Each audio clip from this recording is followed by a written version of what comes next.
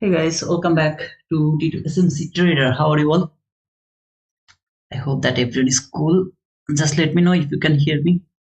Everything is cool or not. Before starting this stream, I need to make sure that you can hear me perfectly. Everything is cool.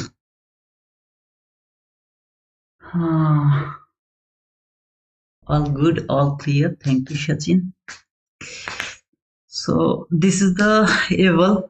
I started with all of you guys. I didn't hide anything. Oh, actually, let me close it. I didn't hide anything. So over there. This was 4 days. Today's it will update later. Okay, so over here you can see here 8 trades, and you can see over here that is that 8 trades. These 3 trade are around the London session, and why I took those 3 trades, you all of you know that, because that was one of my favorite entry. And the stop loss you can see 7 handle, 7 handle, 5 handle. Okay, that was the stop loss. That's why I tried 3 times. It didn't work over there, but it worked later actually. Then break even, break even, break even. These 3 I will count them as a break even, just to trade over here in that specific day. That means that Friday, that was that trade. Overall, this is all the trade I took for passing this, and today's it didn't update yet. Okay. This first one is the 0. It should be 0. I wasn't aware of the the commission or something like that, so I put it at the break even. But when I got a started to the break even, so it took 1 handle as a commission. Okay, that was that things. And yeah, that's all over here. Everything, I didn't hide anything. This is that trade weight, and you can see 3,234. that is the amount, so I just passed it. Don't tell me congratulations or anything. The reason is I really didn't want to do it, but as some of you are confused and you keep asking me, you keep doubting me, so I decided to pass one account until the first payout. I'm not yet sure that I'm gonna use that money for me, because it's a religious issue, but I will go until the first payout, and then I will blow this account. Okay, in live, don't worry. So until now, okay, until now, and then maybe later. One thing is in my mind, I'm not sure about that, but one thing is in my mind, and that is 200k. I keep saying that, guys, please earn 200k. So some of you are get confused. Okay, 200k is a huge amount of money. How is this even possible to get that 200k? Now if I change my money, yes sir, I will go until that 200k. Everything will be in live by showing you the account. Everything will be here, and I will go over there within 3 months. Within 3 months, I will show you how to go for 200k. Not sure yet, but yeah, we'll try. At the same time, make sure that I'm a human being, and obviously I'm trying. I'm trying because I'm also learning. I'm not something like market maker or something. Bad things can happen. I believe that it won't happen, but yeah, something bad can happen because I'm a human being. So I'm not 100% perfect. I'm so much bad. I have a lot of greed. I have a lot of things. But yeah, in the meantime, I'll show you that whatever I'm saying, it is possible to achieve. It's not something like a dream. 200k is not a dream. It's possible to get that much money by trading with a kind of discipline and something like that. But yeah, all thing from the beginning, I showed you this is the number 003. I have already told why it is 003, because the first 2 account I believe I told when I got this account, that was the free account for me. They provided me, remember the giveaway, around that time they provided me two more account. I requested them to make it a giveaway, but they told me it is not possible. I have to trade them. As I wasn't trading, so I just blew them. I took entry without stop loss, without profit target. It sometimes go higher, sometimes I got a stop out with the maximum contract size, that means 3 contract size, and then I got a stop out. This is how I blew first 2 account. This is the third account, which is I bought by my money or something like that. and yeah, which I have already passed. And this is not the first time I'm passing a Eval in live. I passed another 7 account in live by showing the account they were from the top step in my life. Okay, I know that after 6 months people will forget. They will keep asking me, oh okay, you are a demo baller and you don't trade, you don't know how to trade the real money. Because I am not interested to trade this money, is because it's I mean it's kind of illegal according to my religion. No, don't want any kind of controversy. But yeah, as it is, I'm just showing you. I started by showing you this amount. Every single trade I shared except the last one. Except the last one where I needed just $87. Except that last entry, I showed every single of on of entry, losing entry, winning trade, everything. Okay. So I hope that you guys will be here after when I will start the paper trade again. After again, obviously after the first payout, I will go until the first payout. That's for sure. And then maybe I will blow them if I don't change my mind until the 200k. If I don't change it, then I mean if I change until the 200k, then maybe I'll keep it. Otherwise, I'll blow it in front of all of you in my life so that you can understand whatever I'm saying, it's true.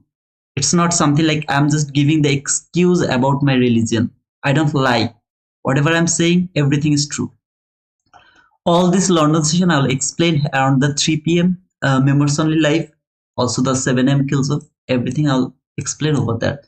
So this is that morning session. As it has already reached until the end, I mean the last line, I want to change it to paper trade because there is no, there can't be any reason to keep trading in this account. I don't think so it's a good idea to trade this account as it has already passed. That's why I'm changing it to paper account.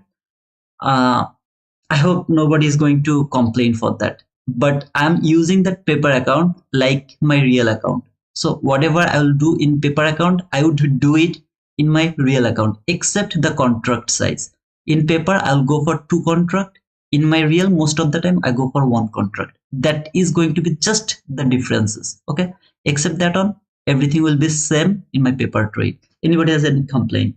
I need to make sure that you don't have any complaint because I don't think so it's a good idea to stay here where it has already passed.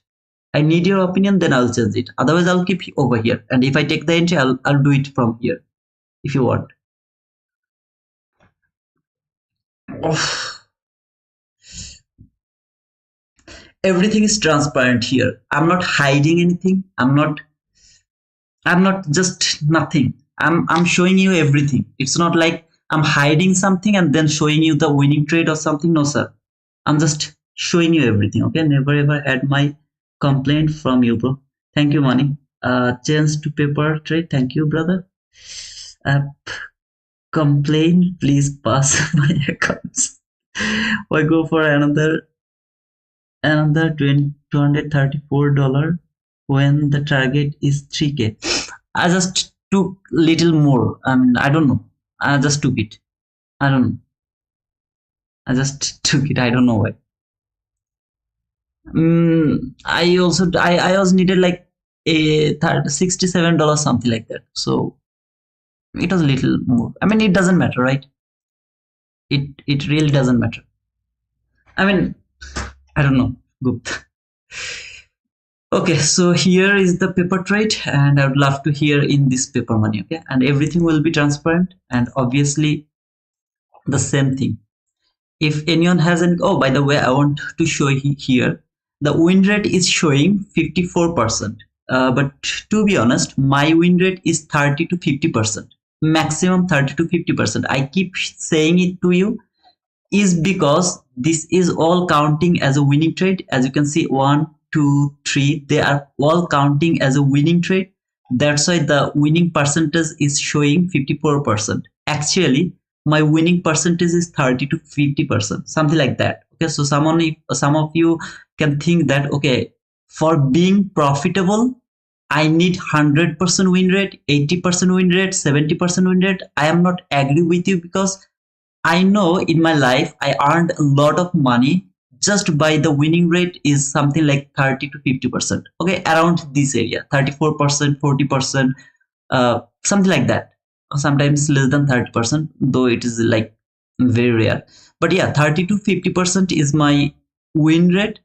I know I'm the worst trader, but I'm profitable. I don't care about the win rate ratio. I don't care about risk to reward ratio. I don't care about anything. All I care, am I earning the money or am I losing the money? That's all I care.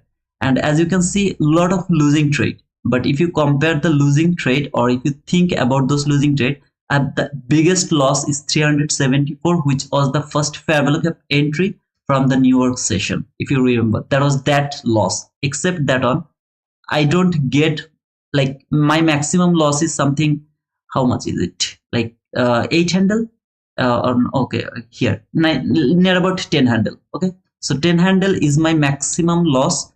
Except that maximum loss, this is the contract size. You can see this is the one time I took 2 contract, and all of this just 1 contract. For 50k account, 1 contract is more than enough. If and only if I'm oversure for some kind of trade, in that type of situation, I add more over there. Okay? I hope that everything is transparent, and it is possible. When I keep showing you something in paper money, you have to take it with some kind of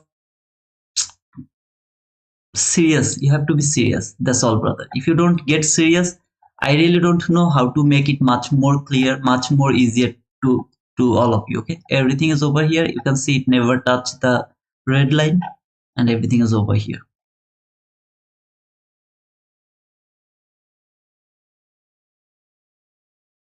Okay, let me make it bigger, not like that way. Okay, yeah, let me go to the daily chart. This is my daily chart.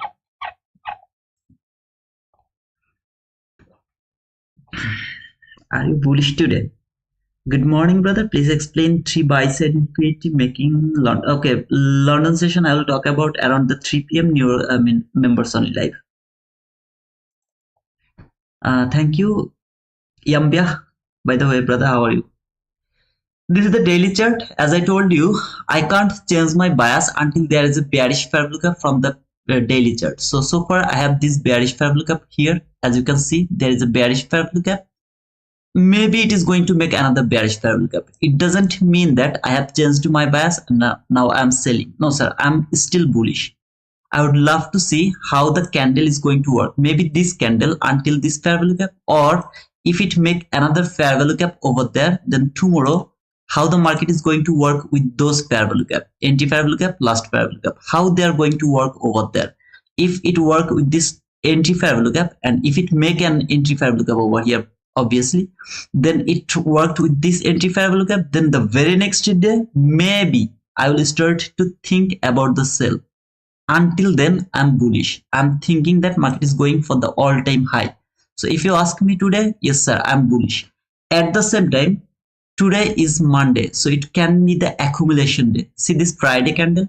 I want to see this candle will stay inside this Friday candle. It is not going to go below the Friday low. It is not going to go above the Friday high. It will be inside this Friday candle. Yeah, it can go little lower of that Friday low, but it will come back again inside this Friday range. I want to see market will stay inside this range, which is gonna be my accumulation day, perfect accumulation day. I want to see that. If you ask me, I want to see it will keep going higher as it reach until very near to the Friday low. So my intention is it is going higher. If you look over here to that bull run where market has taken the liquidity, market structure shift, entry fair value gap, last fair value gap. Here, that was my first fair value gap. I wanted to see market will work from this first fair value gap, then it will go higher again. It didn't do that. Overzealous. Market came until this entry fair value gap. Perfect. Still, I'm bullish. I'm not bearish. I can be wrong. My bias can be wrong. But all I know from my higher time frame, I'm bullish. I'm not looking for sell. My confident entry will be bull. Bull entry will be my confident entry. But at the same time, because of the narrative, I know that market can be accumulating today. So market is not going to one-sided, it's gonna be both-sided, higher, lower, higher, lower, higher, lower, something like accumulation. Why I'm talking about the narrative again?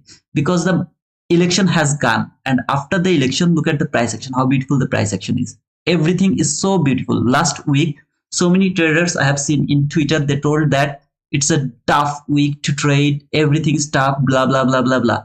But for me, it was absolutely perfect, absolutely good, absolutely beautiful. I didn't trade the Monday because it was the USD holiday. If you remember, I started to trade from Tuesday. So from Tuesday, Wednesday, Thursday, Friday, 4 days I traded my real money, and all of them I was in plus, okay, like in green. So it was very cool to trade. And today is Monday again, where there is no news so far. I remember there is no news. Let me actually check it. Monday, yeah, we don't have any news today, and tomorrow also we don't have any news. Thursday we have unemployment claims, and Friday we have PMI. So Thursday and Friday we have some news. Until Friday and Thursday we don't have any news. We don't need to worry about the liquidity or something. I'm bullish for today. At the same time, remember accumulation.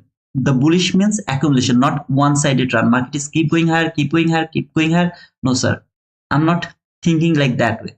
I was just thinking accumulation. Let me go to the hourly chart. There is hourly chart, and as you can see, this is the price action right now. This candle, that run, that fall came until this gap. If you just look at this gap, it came until this gap. Now, why is this gap important? Why is not this gap, and any other gap not important to you? If you look over here, this is the sell side liquidity, relatively equal lows. This is the last gap. This is the entry gap. Now, I really don't want to use this hourly chart. The reason is it's too messy to me. Okay, it's one-sided run. Just one-sided run. In this type of one-sided run, I don't like to use the hourly chart. Instead, I would love to go to 4-hour chart. Please don't start any kind of controversy. I don't use 4-hour chart if and only if the 1-hour chart is messy. Then and only then I come to 4-hour chart. Here, this is the last fair value gap from 4-hour chart. This is the entry fair value gap from 4-hour chart. Market came until this entry fair value gap. Perfectly, it came here. And now it is going higher. I want to see it will start to go higher again, and for that all-time high it will go higher again. That is my intention from this 4-hour chart. I hope this part is clear as well. You have no confusion about this part. Let me go to the 15-minute chart. Here is my 15-minute chart. As you can see, this is the 15-minute chart. This is the event horizon. New week opening gap, new week opening gap. Between two new week opening gap, I just marked it and divided it by the quadrant level. And as you can see, this is the 50% of that event horizon, 50%. It tapped to this 50% over here. Market went higher. This is the lowest down close body close candle, which is gonna be my order block, just depending on that event horizon 50%, which is also going to work as an fair value gap, something like that. If you watch my event horizon video, you'll understand why I mentioned this area. This is the order block. If you mark a line from, you don't need to mark it from that open. I love to mark the open, but this whole area is the order block from week high. I don't want to mark it. Week high to open, this whole area is the order block. Market trade this order block over here. Perfectly, it has traded that order block, made this bullish fair value gap. I want to see this gap is going to work as a breakaway gap. See this gap? I want to see it will work as a breakaway. Again, I can be wrong. Market maybe will keep falling, but the way I'm started thinking about this price action, this should work as an breakaway gap. Let me actually mark it as a breakaway gap. I want to see it will work as a breakaway gap. That means market is not going to close below the 50% of that gap. In the same time, if you look over here, this is that new week opening gap, trade the low, also trade that new week opening gap, closed above this new week opening gap, come back again to the random level, the constant approximate. Now it is going higher. Here is the last gap below this buy side liquidity. I would love to mark that gap. If this gap is broken, market will keep going higher. and it will work over here. I don't need to mark any kind of fair value gap over here from 15-minute chart, as I have a lot of gap over here. It is messy. Do you understand why it is messy? Lot of gap over there, and it's not like very precise like here. I can simply mark this breakaway gap, this last gap, everything I can mark here from 15-minute chart, but I can't mark anything from here from the 15-minute chart. So in that type of situation, if I go to hourly chart, and from the hourly chart, if I just mark the last gap and the entry gap, so here this is that entry gap. Want to see market will work until the 50% of that gap, that means this 50%. Until that gap, market will reach for today. At least at the beginning it will reach for that 50%, and then later maybe it will fall or it will go higher. We'll see that later, but right now I want to see it will come here to this hourly gap over there, to this hourly gap 50%. So that is my first intention, to see can it reach until this area or not. If it reach, if it started to show me that, I'll be very happy. See this small line, that is the 50% of that daily entry fair value gap, bullish entry fair value gap. That is the 50% of that daily entry bullish fair value gap. Really would love to see market will close above this entry bullish fair value gap constant encroachment, then it will use as a support, then it will go here and it will trade that constant encroachment of that hourly fair value gap. Again, I can be wrong, maybe market will keep falling, we will see that. It will all depend on this breakaway gap. I will change my bias if I see market closed below this breakaway gap. At the same time, this whole area I'm not interested to trade. This whole area I'm not interested to trade because I have a lot of resistance over here. For the first time, I could frame a trade around this area, thinking that market is reaching for this new week opening gap depending on that event horizon. But when it has been done over there, it's too risky to frame a sell setup around this area by thinking that it is reaching for this new week opening gap. So I really don't want to trade in this area. You see this area, let me actually change the color so that what color can I use? That's not good.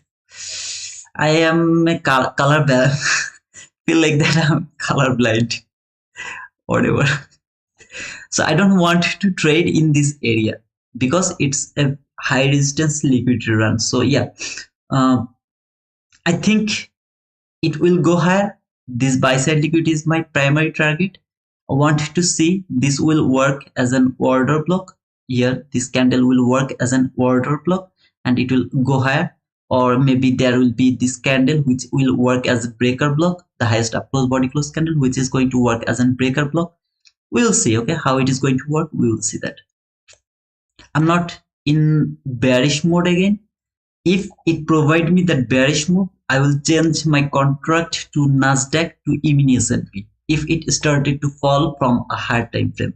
Until then, I'm just bullish. I would love to stay here in Nasdaq because I believe that this all-time high didn't complete its job yet. So the all-time high is not taken. This was the all-time high, and all of this area is the shallow run from the weekly chart and from the daily chart. So this shallow run, I'm not convinced that market has taken that all-time high. Instead, it has made the relatively equal highs, which most of the institutional traders are seeing a very strong resistance zone. I don't want them to be profitable. I want to see they will get stopped out. So I'm bullish.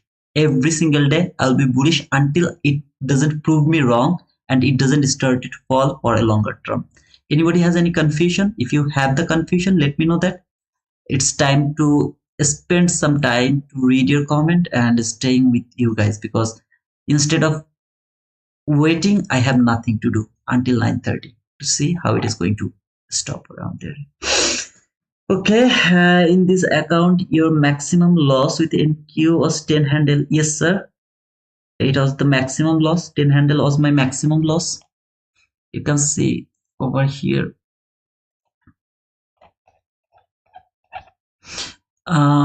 Like except this one. Where was that? Except this one. This one was the first presented fair value gap entry where I didn't read the price. I didn't do anything. I blindly pushed my button. This was that entry. Okay. Remember, if you remember that entry. Except that one, everything is here. You can see the maximum loss is $194, which is one contract here. That means near about 10 handle. So 10 handle, it's gonna be $200. Not exactly 10 handle, maybe 9 handle, 2 ticks, something like that. That was my entry, except this one, because that was the first presented fair value gap entry after 9:30, and it didn't work that way. It worked as an inverse way, and I didn't take the inverse entry. Instead, I trade the price action trade over here, and that was the profitable trade. So first entry was a losing trade, that was the winning trade within that specific day. So yeah, that's all, brother.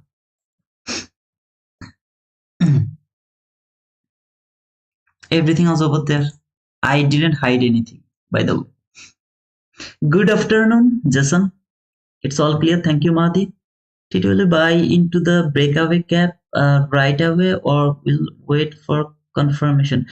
Breakaway gap, the 15-minute gap is kind of the high time frame point of interest. It's not the area where I'm interested to buy or sell. It's my higher time frame point of interest. So when market will go over there, I will start to look for the entry from my lower time frame.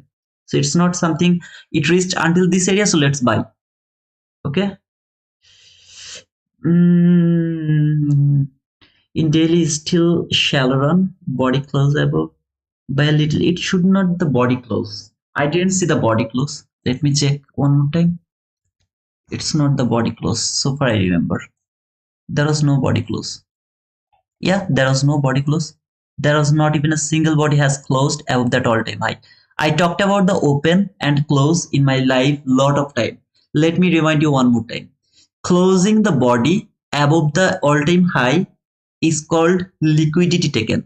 Opening the body above the liquidity is called the volume balance. So this body has closed there, this body opened there. This is either way, this is an area as a liquidity void. This is a gap. So it is a liquidity void. Market didn't take the liquidity. It has made more liquidity around this area, around this all-time high. So as you can see, there is not even a single body that has closed above that line.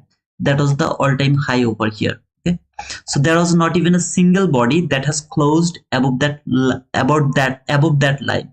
So if you think that it has opened there, that means the liquidity taken. No, sir, it didn't take the liquidity. It has made more liquidity over there. So this is the liquidity, real liquidity void. See this area? It's the liquidity void, and this area will grab the market lot of time. It's that area. Okay? I hope that it's clear.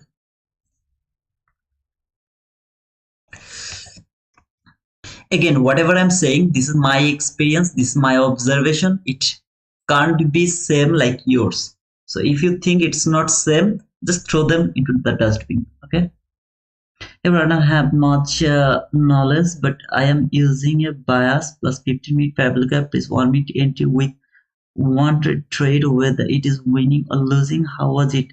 I love it, Sachin. I go for 2, but if I could go for 1, that would be the best. Just 1, that would be the best, but I can't do that.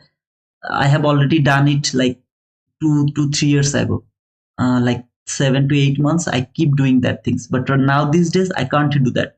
I am a session trader now. Before this time, I never trade the London session. So what I did, around the morning session and the PM session, I went for 2 trade. Like around the morning I got winning, around the PM I got 1 more winning. So 2 winning was my maximum. Or around the morning I got 2 losing trade, around the PM session I got 2 losing trade, I'm done. Something like that. But if you can stay with 1 winning or 1 losing, that's the best case of scenario. It doesn't mean, okay, just let me actually focus on the price action now. We'll talk little later, okay?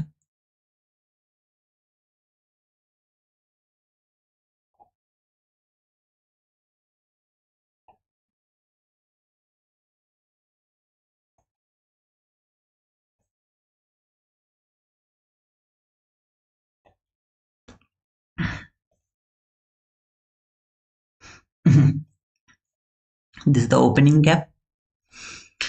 And let's see. I'm going to remove this line and this box. You remember that if it come back again into this box, I'm not going to trade. I'm not interested to trade in this box. Okay.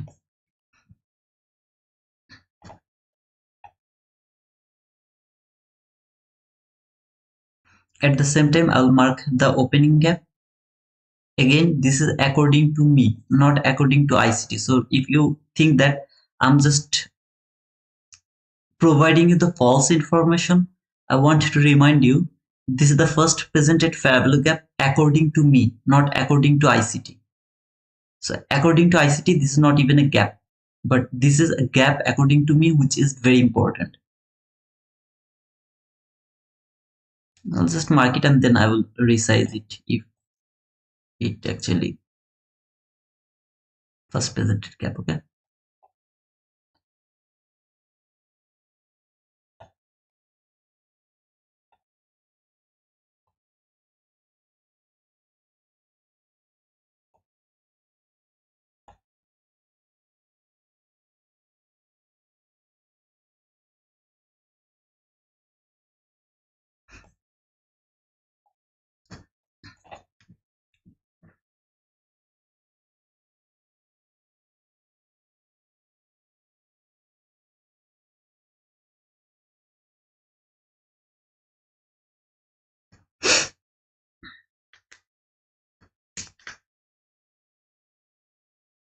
Let's see, can it provide us 25 handle or not? I'm not going to push the button as because I would love to see the upper run. So I'm not pushing the button, but we are observing this first presented fair value gap. Can it provide us 25 handle or not? Yesterday, I mean this Friday, it has provided us 25 handle. So let me check if it can provide me 25 handle or not. So here is 25 handle. Stop loss is 20 handle. I'm not able to cover this fair value gap because it's gonna be 29 handle. So what I'm going to do, I'm going to put it exactly around 20 handle and would love to see can it provide me 25 handle or not.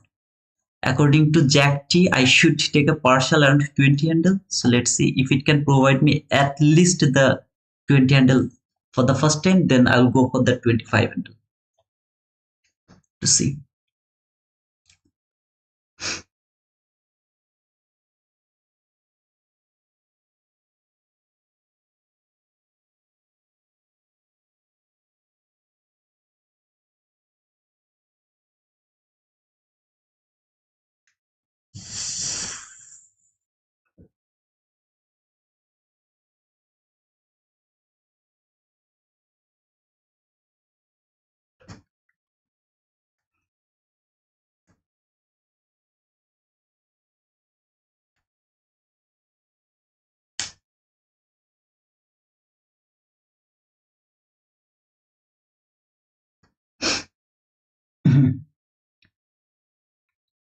So 20 handle can be the partial area and then we'll target the 25 handle. Can it provide me that? Again, it's all against my price action. There is nothing. Okay, just remember there is nothing. This is called first presented fair value gap entry. Just nothing except that first presented gap. I have nothing over here. As you can see, it's trading the new week opening gap high.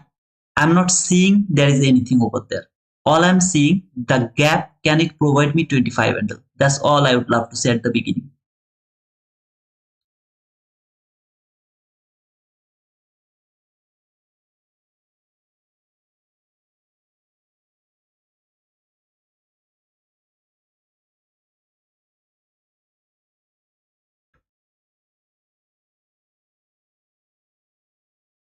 And I believe that it will work. The reason is it's spending time above the new week opening gap. So if and only if it's not like consequent and cosmic rejection, top rejection, something like that from 15-minute chart, it will fall. At least it will provide me 25 handle. I believe it will provide me that. Okay, let's see. Wait for the thing.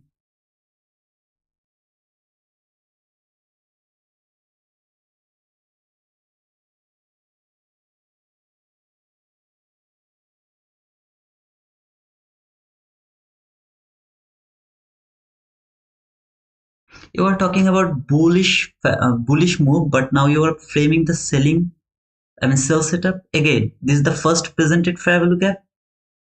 I love to take entry from this first presented fair value gap.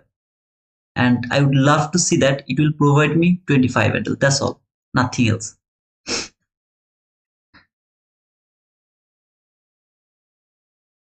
So if anyone is confused, I think you are new, you don't know about this, so you can be confused. I'm keep repeating these things again and again. This is the first presented fair value gap. I written according to me, not according to ICT. So I'm not providing you any kind of misconception, nothing. It's according to me, not according to ICT. So don't get confused. Right now, all I can see that market is reacting from the 50% of that opening gap. Want to see that it will break this 50% one more time. So one time is fake breakout, one more time is the confirmation of the breakout of that 50%. So let's see.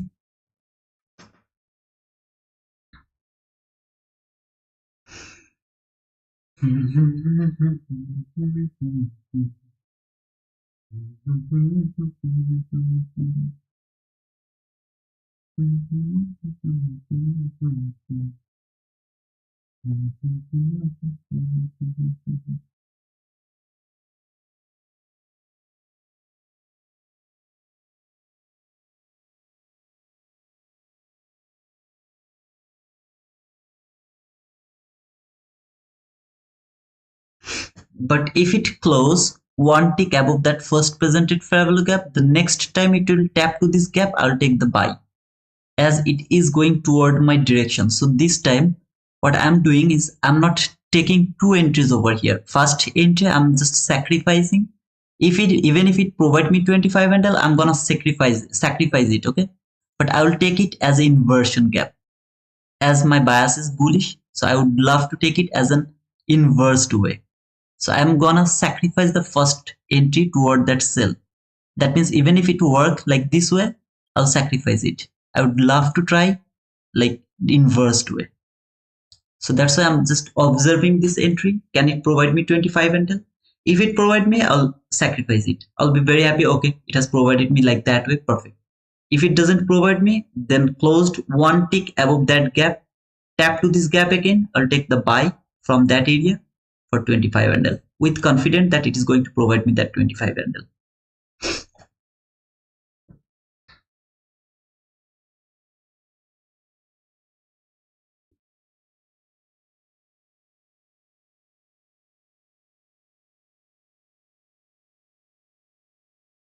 It should provide me the 25 handle like this way. This way. It is what it is.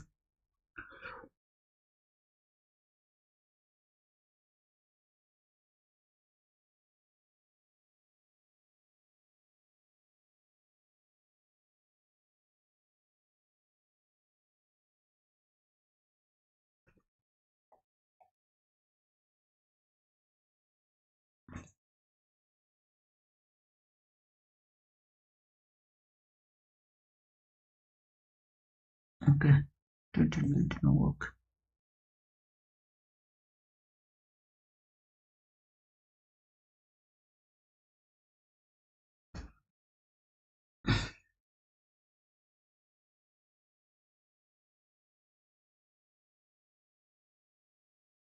I'm doing the things I would do with my real money. So try to understand the fact, brother.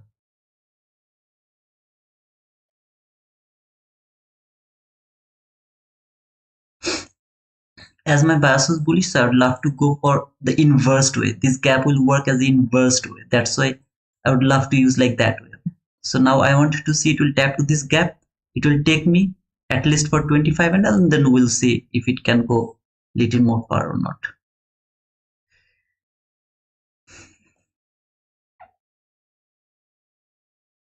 Just it should take me.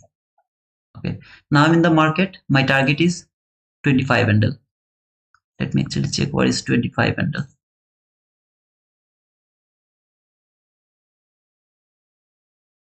Is 25 handle. I'll put it over there and I will take a partial to the 25 handle.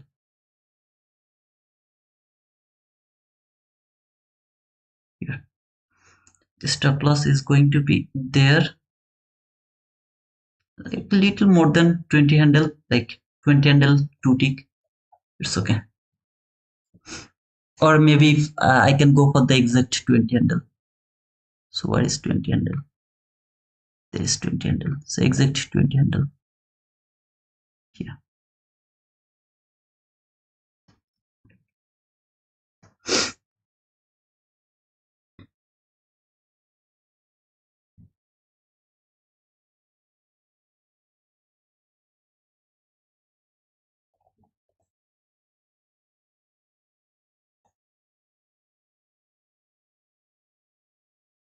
Look over here in this 50-minute breakaway gap, mark body didn't close below the constant encroachment of that breakaway gap.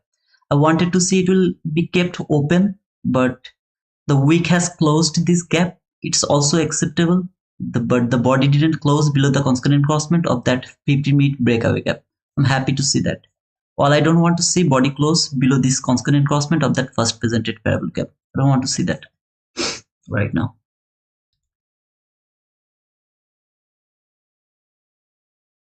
Okay, I don't like it. The way it closed below this constant encroachment, I don't like it. Hmm.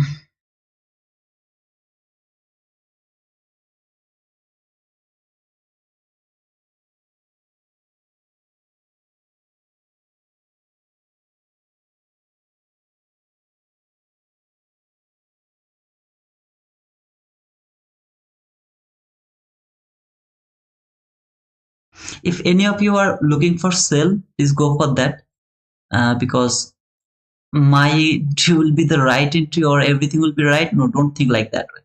So if I'm wrong, I can be wrong. I would love to put it little lower, just below that constant encroachment of that breakaway gap, 1 tick below that constant encroachment, like 20 until 2 tick.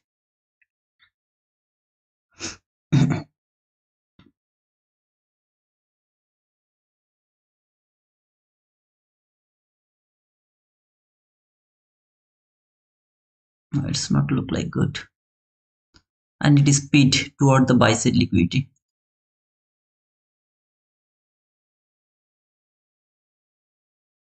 More speed, more speed. I want to see a body close above the mean threshold of that order block. So above that line, I want to see a body close above that line. Otherwise, I'm in great danger. So the body should close above this line.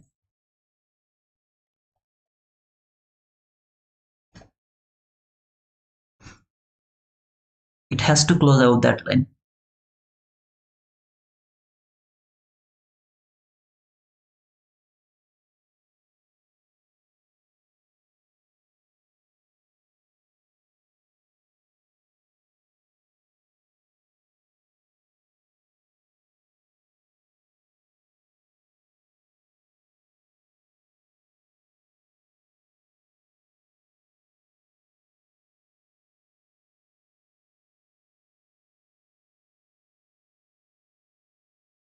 Don't focus over here. Look at this area, okay? So if you see in this 15-minute chart, what you are seeing over here, that is important. What I'm just observing this area, how it is going to trade around this area. All I'm seeing that market went until this area.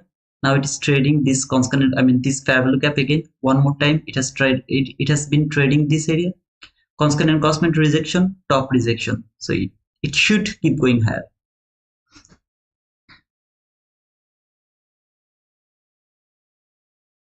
Okay, come back again to the constant encroachment of that breakaway gap. Perfect. Should going higher.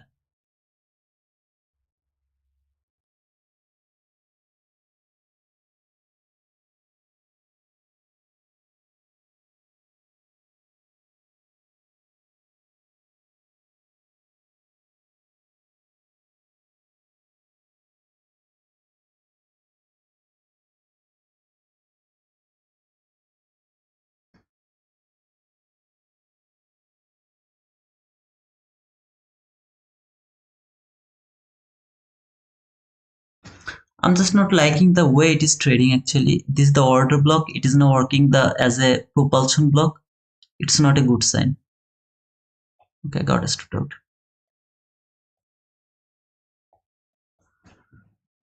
So took a loss, will wait for the next opportunity. If it provide me another opportunity, I'll go for the trade. Again, I'll go for the trade. That means I would love to see price will close above this first presented fair value gap. I'll try to look for another buy. Before closing, before going below this low. If it went below that low, then I'll start to think about the changing bias or something like that. Until then, I'll keep looking for buy. It will close above this first presented fair value gap again. I'll go for the buy again.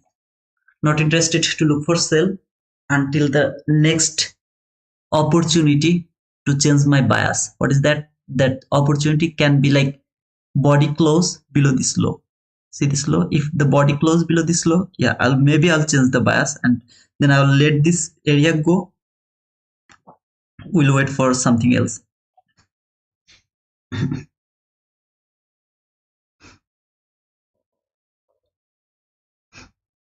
It's still not going to change my bias.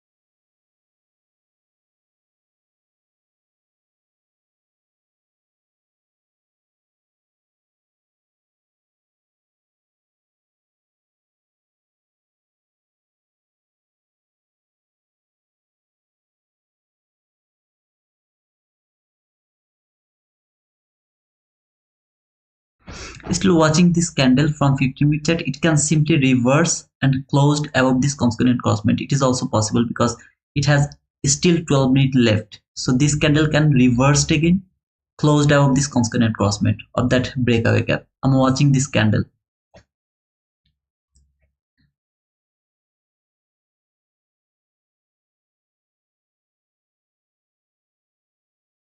Is it allowed to take any take entry from last fair value gap after MSS, or have to wait for 50-minute bullish fair value gap MSS then entry? You don't need the 50-minute bullish fair value gap. Oh, you need actually. Um, Here you need the 50-minute bullish fair value gap. The reason is depends. If it is a big bear market, you need a bullish fair value gap, not the last fair value gap. Then market structure shift 1 minute entry, it's not allowed. If it is a big bearish market, same thing for the bullish market. If it is a big bullish market, you will wait for a bearish fair value gap, and then you will go for the trade from that bearish fair value gap. So far we have traded this first presented fair value gap, didn't work for the first area. So next entry will be dependent on the price action, as it didn't work the way I was expecting it should work. It didn't work that way. The first presented fair value gap didn't work. So I'll go for the next entry depending on the price action. My bias is still bullish as I'm looking for buy. So I'm waiting to see how this candle is going to close, and then I will decide for my next entry. If it keep falling, I will have nothing to do. If it keep falling, because in this whole area I will do nothing, and I will stop with that on loss over here. But if it started to go higher before taking that low, started to go higher, closed above this 15-minute fair value gap constant crossment, I'll start to look for buy again. So my thinking is it will go higher again. It is just the manipulation. It went little higher, went lower, take that liquidity, trade this gap. I'm watching this gap, trade that gap. Can it work higher now? If it worked higher, I'll go for that buy. If it keep falling, I will do nothing here, just nothing. I'll let them go. If any of you are interested to take the sell, please go for that. Wherever you are finding the selling opportunity, go for that.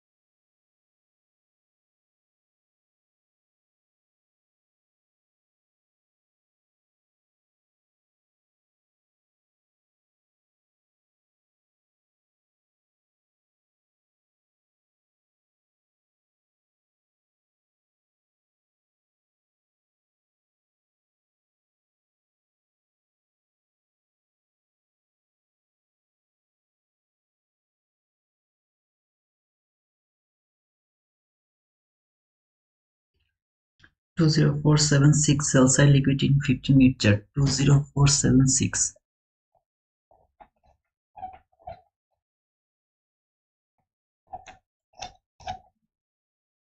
Yep, that is the sell side liquidity. I agree with you.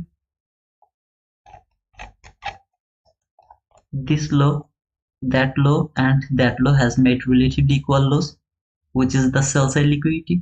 I agree with you, brother. I'm just not interested to look for sell right now, because in this area, from this new week opening gap high to this new week opening gap low, in this whole area I will not trade. So if it is keep falling, I will do nothing over here. Inside the new week opening gap is extremely dangerous to trade. I'm just not interested to trade over there. So I will wait to look for any kind of buying opportunity outside of this area. If it provide me that, I'll go for that. At the same time, I don't want to see this low will be taken. See this low? This is the Friday low. I don't want to see. It should not take that low, which is actually the Friday low. So it's difficult for those people who are trading previous day low, previous day high as a liquidity. It's difficult for them to think like that way. But I don't want to see this low will be taken. Even if it take that low, I'll start to think that market will go higher again and go inside the Friday range again. First priority, this low is not going to be taken. So I don't want to see it will keep falling. Instead, I would love to see it will go higher and it will come to this parallel gap. So that is my area to trade, to think that market will go higher.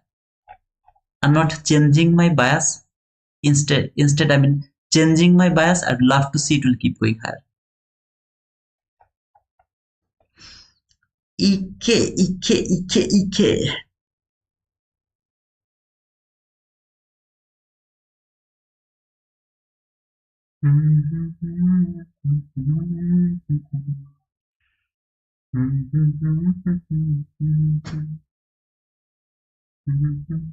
In the meantime, if any of you are looking for sell, please brother go for that. And I mean, just be profitable. Okay, I'm just not interested to look for sell. Instead, I would love to look for buy. If the whole day market is keep falling, I will do nothing until price is inside this range, this weekly gap range. I will do nothing here. So I will go for buy only if it provide me that buying opportunity. Otherwise, I will do nothing.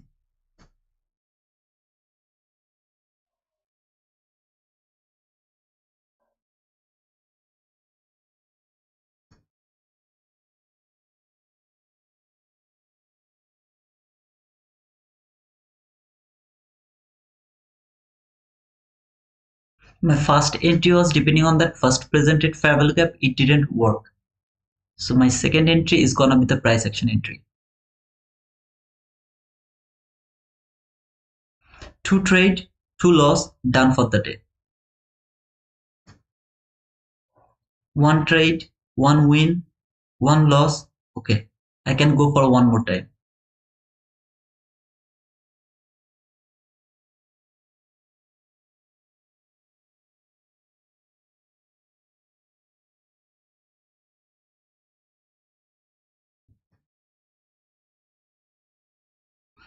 Good morning, Jamie. How are you, brother?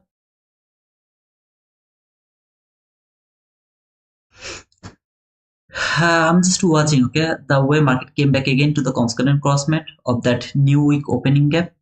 I'm just watching. I'm just going to remove this fair value gap because I have a lot of fair value gap over there. I don't like it. I would love to keep it like very simple. I know people love the complex things. I want to make it very simple. First presented fair value gap, the opening gap, I'll just keep it like this way.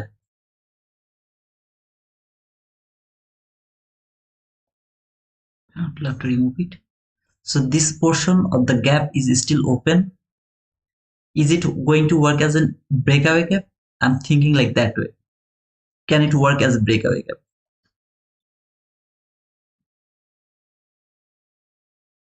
I'm bullish, brother.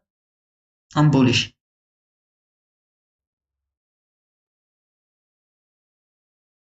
Please don't remove the 15-minute bullish fair value gap. Okay, don't remove it. This gap, please don't remove it. I just removed it because I need a clean chart. But please don't remove it. Keep it on your chart.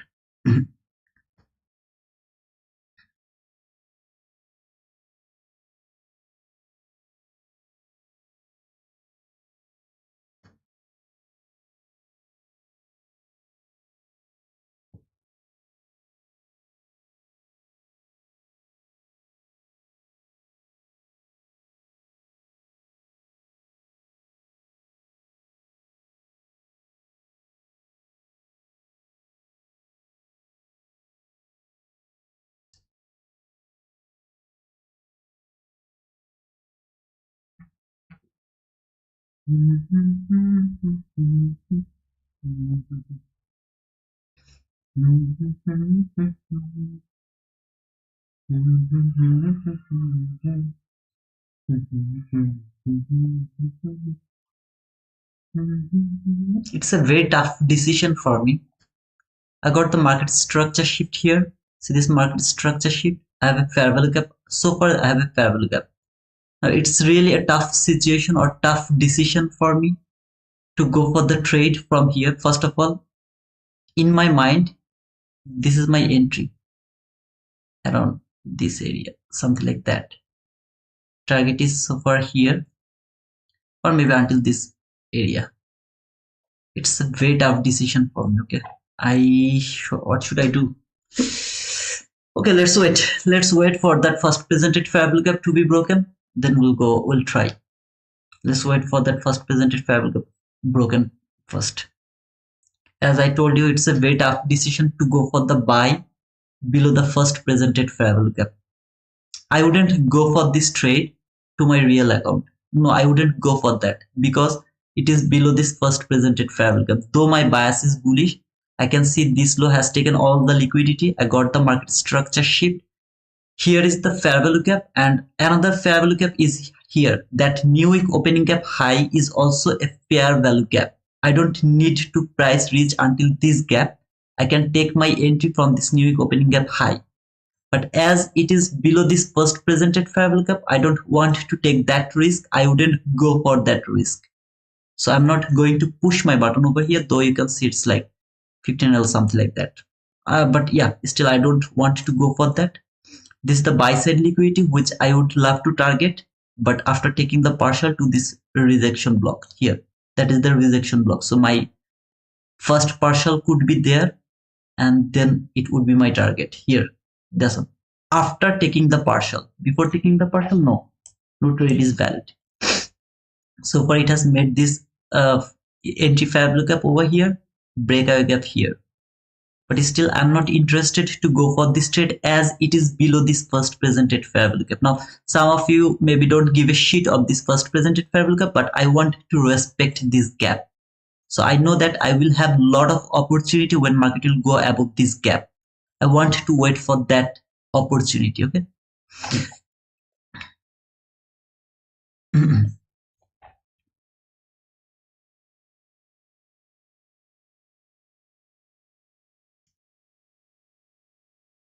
I'm saying you everything.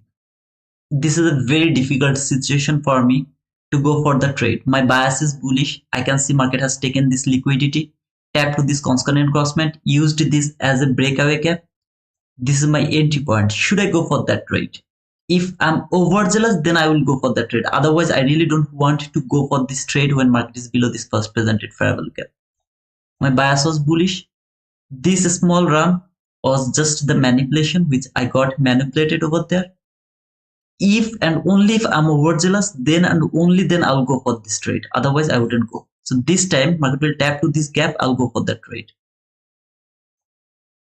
So this is my last opportunity to go for the trade. And I would love to go for 2 contract. Buying opportunity. Stop loss is going to be the same area. Below this first presented fair value, I'm going to put it below that line. So here, this is my stop loss. Target profit is going to be there. If it take me, I'll go for the trade. If it doesn't take me, I'll let them go. I'm not going to chase anything. I'm not going to do anything else. Except if it takes me, I'll go for that. If it doesn't take me, I won't go for that. Simple logic. There, stop loss is here, and target profit is there. Let's try our luck actually, because yeah, the London session you have seen that 2 perfect entry, it didn't take me, and both of them are perfect, so perfect. And if it doesn't take me, it's okay. Sometimes shit happens and I will just let it go. But you will understand that direction is something that should not be changed. The price action, the way you are reading, that should not be changed. Here the situation was difficult just because it has created below this first presented fair value gap. Otherwise, that was my entry until this buy side liquidity after taking that partial. A very simple, clean entry. Now, sometimes shit happens, and as you can see, maybe market is not going to take me, and instead taking me, it is reaching to my target. But it's okay. Next time or next entry, I'll catch it. Be confident with your bias. Be confident with your price action. Sometimes shit happens. The way I got stopped out here, it was the first presented fair value gap entry. I got stopped out here, but I know what I'm doing. This entry is not valid anymore because market reached until this area. So this entry is not valid anymore. Even if it comes here, I'm not interested to take that entry because market until this area market has reached very near to this liquidity. Why is not valid? It can make this buy side liquidity much more stronger. That means it can make this as a strongest liquidity.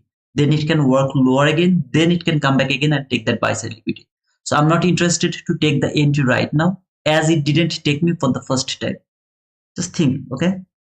And by the way, you don't need that 35 handle at the same time. Even if it took me over there, I would take a partial here to this rejection block. If it could take me here at the first time, I would take the rejection block, the partial, so around this area here, 29 handle partial, put my stop loss to the break even. Then I would see if it take that buy side liquid, and my target would be the low of this fair value gap. Remember this gap? That would be my target until this area here. That would be my target after taking the partial. As it reached until this area without me, I'm not interested to chase the price. That means it came here, now it is come. Brother, I'm saying everything what I'm thinking. This is my paper money. There is nothing wrong to chase this price. There was nothing wrong to push my button over there. Right? I could push my button over there, but I'm saying you what I would do if I was serious about the trading. I'm saying you everything. Just learn it, please. It's not all about win and lose. It's all about learning how to hold the bias. I didn't do anything. I keep saying that if it keep falling, I'll let them go. I don't care. I'm not interested to trade in this area. I don't know it is helping you or not, but it is the important thing, the most important part for passing account, for getting the payout. Why this time I'm not interested to take the entry? It is a much more important logic, much more important knowledge. Why it is not valid anymore to take the entry? Even if it come here, no, I'm not interested to take that entry. How I observed this gap. I told you to keep it to this gap, 15-minute bullish favorable gap. Did you kept it?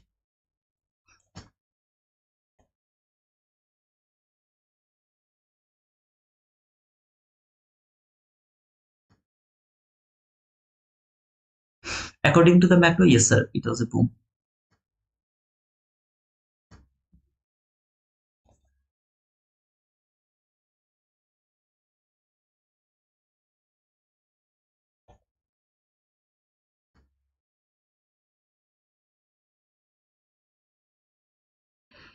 First presented favorable gap is valid until 4 p.m. Not only the first presented favorable gap, first presented everything. That means after 9:30 to until 10, first presented favorable gap, first presented breaker block. For example, here you can see this is the breaker block here. The up close body close candle, which is the first presented breaker block, which is also valid until 4 p.m. This one, low, high, lower low. First presented breaker block. First presented inversion favorable gap. See this gap, which is the first presented inversion gap. All of them are valid until 4 p.m. I just made it easier and marked it. Oh, okay. This is not the inversion gap because it is before the 9:30. Sorry, my mistake. I mean, if you find here, this is the first presented, the inversion gap. See this gap? The first presented inversed gap. It is valid until the 4 p.m. There you go, the boom. See this buy side liquidity has been taken. Here, this buy side liquidity has been taken already. So around this area, you can see here, it has already taken that buy side liquidity. I want to see it will reach until this area. Yeah, no entry for the macro. I checked both of them, but there was no entry for the macro. So try to understand this price action. Okay, it doesn't matter. Is it a winning trade? Is it a losing trade? Is it a missing trade? Nothing is matter. Just matter is how we are reading the price, how we book this price, how to hold the bias. Slowly you can implement them in anywhere you want to implement them, you will be able to do that. But first you have to learn how to wait for the bias, or the what should be the direction. Market is too precise now. This is the best time to learn the price action with the precision. Please learn it now. If you don't learn it now, you will never be able to learn it, because after 17th of December the market is going to be bullshit again for near about 1.5 months. Try to understand. Okay,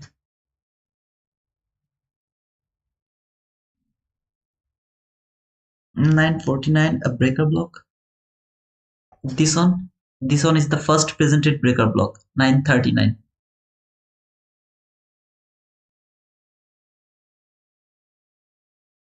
This one, yeah, this is also a breaker block. Order block. No, it's not the breaker block. Actually, it has traded the order block. So I can't say this is the breaker block. You can use the inversion gap here. See this inversion, Shubhangshu? I am so surprised the way you have marked the 7 a.m. kill zone inversion gap.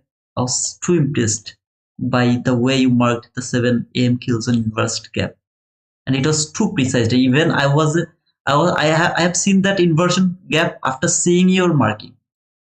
So I was just going to tell you that, brother, it's not the inversion gap. And then when I saw it through my laptop, I saw that was just too precise and too beautiful, the best way to mark them. I mean, I hope that you got my point. I mean, it was too good. I don't know, did you mark it like the way I explained, or it was your opinion? But either way, that was perfect. It is not the breaker block. The thing is, I'm observing this order block instead of that breaker block, making that breaker block. So I saw that market came here to finish some unfinished business. That was that unfinished business. Market trade that order block, went higher by using that inversed gap. There's the inversed gap. Tap to this gap, keep going higher. Traded this breaker block here. See this breaker block? Trade that breaker block by this candle. Here, this candle tap to the breaker block high, went higher, take that buy side liquidity. Would love to see it will reach to the below of that gap. This gap low should be traded. So I want to see it will tap at least to the low of this gap. Can I take the entry here? No, I can't take the entry here. My only opportunity was to trade here around this area. I just didn't push my button just because it was below this first presented parabolic gap. I know it's too difficult to not to push the button after seeing so beautiful price action, but still, we have just nothing to do. Be disciplined. Follow whatever rules you have written on your rules book. Okay. What is the difference between smooth low versus equal lows? There's no differences. Smooth lows should be taken instantly, and relatively equal lows can be your target for later.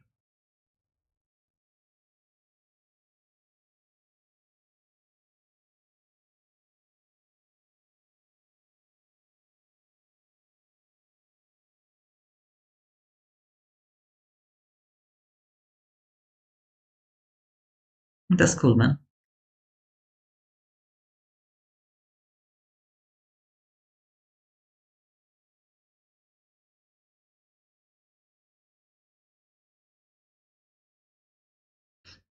I love to see the closing from 1 minute chart, not from 15 minute chart, not from 1 minute chart. I love to see it will close at that first presented parabolic gap, because a lot of time this gap stop the price, send it lower again.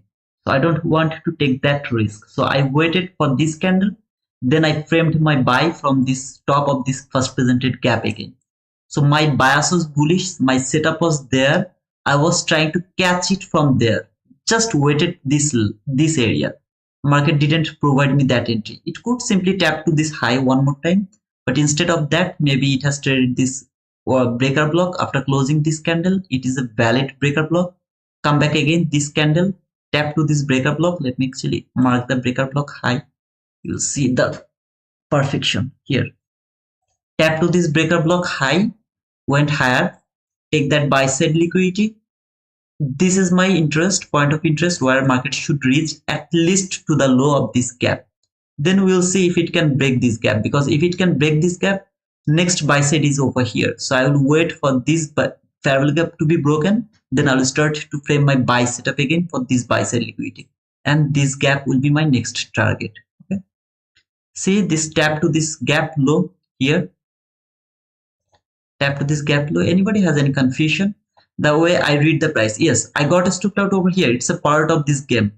Is there any market structure shift? Nothing. I took my entry just depending on that first presented parabolic gap.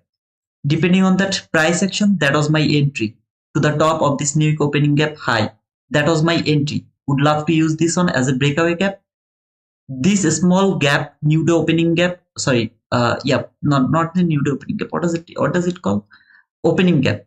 This should work as a breakaway gap. It worked as a breakaway gap. Tap to this concurrent crossman, high time frame point of interest, market structure shift, or the inversion parabolic gap. Trade that, boom. From this breaker block, I can't take the entry. What is the reason? If I take my entry over there, my stop loss is going to be there. 34 handle. My target is going to be just here, around this area, 30 handle. I don't want to take that entry just because, I mean, 34 handle loss. I don't want to take that loss. If I'm wrong, I'll get that loss 34 handle. I'm not agree with that. That's why I didn't push my button from this breaker block. If it was like 14 handle loss, I would go for the trade from there. Is it chasing price? No, sir. It's not chasing price until your liquidity is safe over here. So until this candle, look over here, no liquidity has been taken yet. So the liquidity is still over there around this area to that candle. Tap to this breaker block, take that liquidity and the low of this resting place here. I hope that you got the point why I didn't push the button over here. Instead, I wanted to push the button from there around this area. Just it was unluck. It didn't take me with them. Bias, setup, rules, everything is over here. In front of you, I didn't hide anything. I keep saying that if it keep falling, you can take the sell. I have no problem. I don't want to trade in this area. No, I'm not interested to trade in all of this area. It's difficult for me to trade over there. See the reaction, low, high. They're the most difficult area to be traded.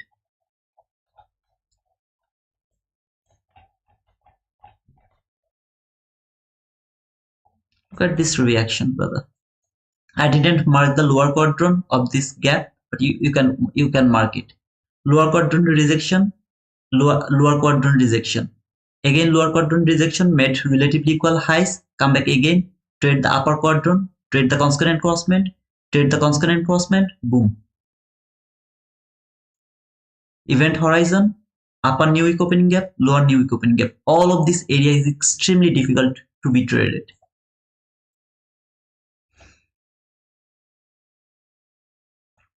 Came here, trade this concurrent crossment, anti-favorable gap, trade this. Why it is the anti-favorable gap? Why you are thinking like that way? See this area? This is that lowest down close body close candle. Okay, this candle is the order block which should be traded. Now at the same time, above the order block, this is the last gap. See this gap? This is the last gap. All you can see, this time market went through that last gap, trade the 50% of that order block here. That unfinished business has been finished there. Market went higher, left that run go. All of this area is inefficient now. It should be efficient here. Come back again, stopped there. Why it didn't reach until this area? Or I mean, if you don't want to use this one as your inverse gap, it's okay. You can simply use this. Anti-favorable gap. I'm marking it in the wrong way. It should be there. The inverse, anti-favorable gap should be there. Why it stopped there? Because this is the constant crossment of that new week opening gap with 1 minute anti-favorable gap. Trade that 1 minute anti-favorable gap at the same time. The constant crossment closed above the new week opening gap. Look at the closing. Fake breakout. See the fake breakout here. One candle closed, the very next candle come back again and closed below this new week opening gap high.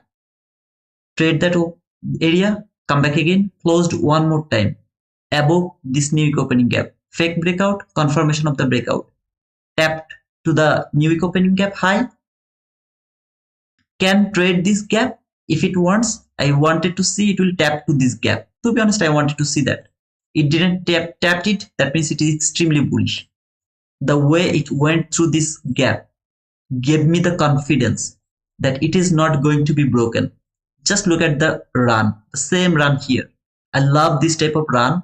Went through the gap. When I see this type of run, I start to believe the constant crossment is not going to be broken. So that was my confident buy. Didn't work this time because the higher time frame, the upper one, is it valid? Absolutely, it's valid. It was holding the price the beautiful way. It was holding the price. It is good to believe that it is going to work. Sometimes shit happens. Took that loss.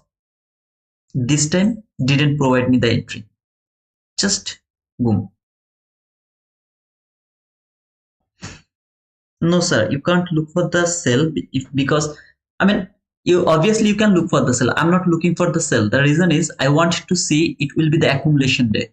So the perfect accumulation, and I don't want to see this low is going to be broken. As I told before, the people who trade previous day high, previous day low, it's gonna be difficult for them to believe it. Okay, it's not going to take the previous day low. Is it really possible? But yeah, it should not take that low because today is Monday. It should be accumulation day and it should stay inside the Friday range. If it go below that low, that will be much more confident for me to take the buy because it went through the Friday low, though I don't want to see that. It is the best to stay inside the Friday range. So I want to see it will keep going higher and it will at least it will reach to this hourly bearish fair value gap, which is the hourly entry fair value gap. This is a small portion of buy side liquidity. The big portion of the buy side liquidity is over here. Now some of you can see that it is actually the Monday high. So you are looking for Monday high. So far this is the Monday high, I mean Sunday high or Monday high, whatever it is, or maybe London session high or the Asia session high. I don't know what is that. I don't know. While I'm seeing that buy side liquidity, relatively equal highs over there, which is my next target. Can I take a buy right now? No, I will wait for this fair value gap to be broken because this is the last fair value gap. If it is broken from 15-minute chart, I'll start to look for buy. My buying opportunity or my buying setup should be above this line. See this dotted line? It should be above there, that area. That means from 15-minute chart, look over here. By the way, constant encroachment rejection, top rejection. See, constant encroachment rejection from 15-minute chart, top rejection. Something very peculiar, very common, very repeated. Constant encroachment rejection, top rejection. How constant encroachment and top? I have already explained it too much time, lot of time. Just look over here and the way I explained them. Just focus over there, okay? Lowest down close body close candle, we just traded some specific gap. Very specific gap to that specific run. This is a very specific gap. That gap has been traded over here. The lowest down close body close candle, order block. I wanted to see this one and that one, both of them as a consecutive order block. It worked with the lower one, the lowest order block. Trade that order block, boom. I wanted to see it will close above this gap first, then it can come back again to trade this gap. There is nothing wrong. After trading this gap, if there is a setup from 1 minute chart, no, I'm not interested to take that buy.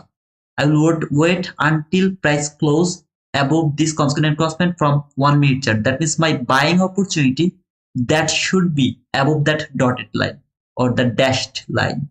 That should be my entry opportunity until this buy side liquidity and finally this gap low over here. Anybody any question? Anybody has any question?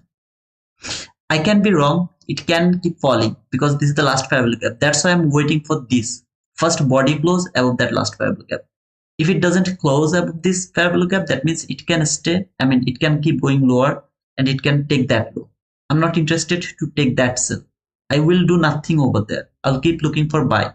If it provide me the buying opportunity here and then keep going higher, the way it went there, I will miss that trade as well. But if it provide me that entry opportunity above that dashed line, I'll take that on until this area. Sir, this is how I'm trading. I'm showing you with my real money as well. So please take it, learn it, be profitable.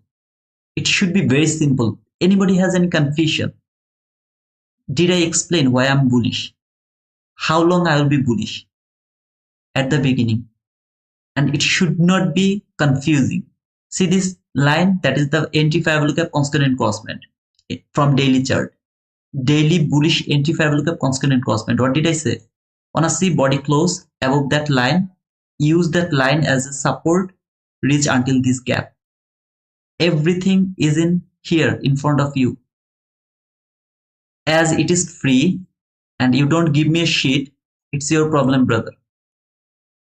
I know that people doesn't like the free things. They need complex things. They need the expensive things.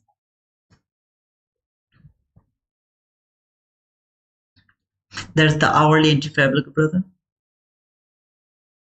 Got you 100%, brother. Thank you, Jason. Your ability to let it go when it isn't doing what you want to see, that I need to learn discipline is also important. Yes, sir. You have to be very disciplined. You have to be very disciplined. Again, Brother, try to understand this fact. I'm using my paper trade. See this paper trade? I'm using my paper trade. If I took the buy over there and maybe I got stopped out, what I'm going to lose, brother? If I just go here, reset this account, I will get a 0, 0, 0, 0. Everything will be 0, 0 again. I don't need to worry about that. So I can go for that. Again, why I'm in paper trade? Some people actually came later, so I would love to show you this because otherwise you will think, oh, okay, he's a demo baller. I've already passed it. You see, 3,234. So the target is $3,000. So I've already passed it. That's why I asked people. They told me to go to paper trade. That's why I'm in paper trade. Okay. I could simply push my button over there, but it's not true. I should not push my button over there. I know everything is in line. I know market where is going higher. I know market can keep going from there. I know everything, but I'm not able to push my button. It's very difficult, brother. Learn it. This thing is learning. Then what did I do? I frame my trade over there. Is it chasing price? No, absolutely not. Because you know where market is going. You have the destination, right? You have that destination. Thank you, sir. Hey Mosh, how are you, brother? Thank you, Titu. You're most welcome. Sreshama, hey Sresh, how are you, brother? Discipline is the name of the game. Absolutely, sir. Bad day for me today. Sorry to hear that, Sresh. I mean, yeah, shit happens. It doesn't matter. There's nothing called bad. Today, market is overzealous. Maybe it didn't work the way you told him to work. Tomorrow, it is going to listen to you. That's for sure. You're going to kill the market tomorrow. Just when it is bad, stop trading. Because this day is not your day. Tomorrow is gonna be your day. And tomorrow I will see the market. I'll sue you, market. Okay. Look at this buy side liquidity. How beautiful this liquidity is. Now, optimal trade entry. I don't believe in that shit. Sorry, sir. I believe in price action. I believe in fair value gap. I believe in my bias. I believe in everything which is logical to me. I'm not hating. I'm just saying optimal trade entry, I don't like it. And I don't believe in it. Premium discount, it is in premium. It was in discount, brother. Here, if you mark this, was it in discount? Absolutely, it was in discount. Then why didn't it work? It went until that 6.6 on it. Bullshit. Bullshit. I don't believe in that. I'm sorry. If any of you are using optimal trade entry and it is working for you, congratulations, brother. I just don't use it because in my opinion, that is useless. That is my opinion, my trading style. So I love to read the price with the price action. That was my entry here. I didn't push just because it was below this first presented variable cup. Otherwise, boom. Yes, bullish. Yes, sir. My bias was bullish, trader boy. We'll see, stocks. We'll see, brother. I mean, even if it closed above this fair value gap, okay, it has closed above this fair value gap. Now I'm willing to take the buy, but at the same time, if this buy side is okay, the buy side is taken, so that means I will have no opportunity to trade here. Just no opportunity. Just look over here. The buy side has been taken, so I don't have any opportunity to take the buy now, right now. So I have to wait for the price action now. That buy side is taken. Though I wanted to see this will reach to this gap, but it can't be my target. My target was this buy side liquidity, but it can't be my target. So I will wait to see if it can provide me something else that is much more cool. Okay. I mean, that is gonna give me the confidence, go for that buy. Maybe it will leave some buy side liquidity here. Now wait to see if it can make a buy side liquidity again before trading this gap. Can it make some buy side liquidity from 1 minute chart, then fall, then it started to go higher again for those buy side liquidity from 1 minute chart? Can it make it before trading this gap? because this is that gap. Remember the entry fair value gap, hourly entry fair value gap, it has the power to stop the price, send it lower. Though I want to see it will reach until this consequent crossment. But this gap low has the power to stop the price and send it lower again. So I want to see it won't trade this low. Instead, it will make some kind of buy side liquidity here, fall again, then make another buying opportunity so that I can target those buy side liquidity. After taking the partial, I can target the low or the consequent crossment. That is my expectation to frame another buying opportunity. So I'm framing my trade even before the price is over there. I don't want to see the price. I have already framed my trade. How can I take that entry? My framing trade is done already. Just something like this. You have to be able to do this type of things. That will kind of buy side liquidity. It will fall. Maybe it will trade some kind of fair value gap around this area. Then market structure shift, fair value gap, boom. There will be my trade. If any of them reach until this gap, no, I'm not willing to take the buy over there because it has traded this gap. So my framing trade has done already. I want to frame like this way, okay? It will make some kind of buy side liquidity, fall, setup.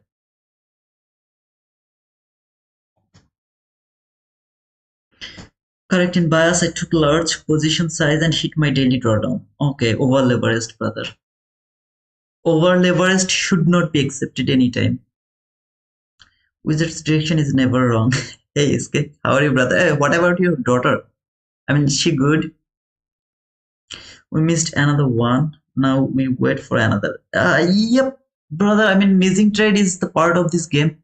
But if you know what you are doing, you know, like, how can I explain this one? I mean, missing trade is the part of this game. As you saw in the morning session, London session, first two entry was the missing entry. Like both of the entry, I pushed my button.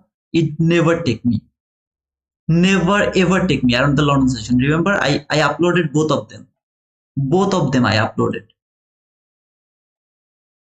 First entry, remember this entry? Second entry, both of them didn't work. I missed both of them. So missing opportunity is the part of this game, but it's okay. If you know how to look for this bias, every day is not going to provide you the missing trade. Some days are awesome, brother, awesome. All you have to understand the bias, how to look for the bias, how to read this price action. I'm not going to remove this gap because it has been broken already. I'm going to remove that gap. Okay, I love to make my chart very simple or clean.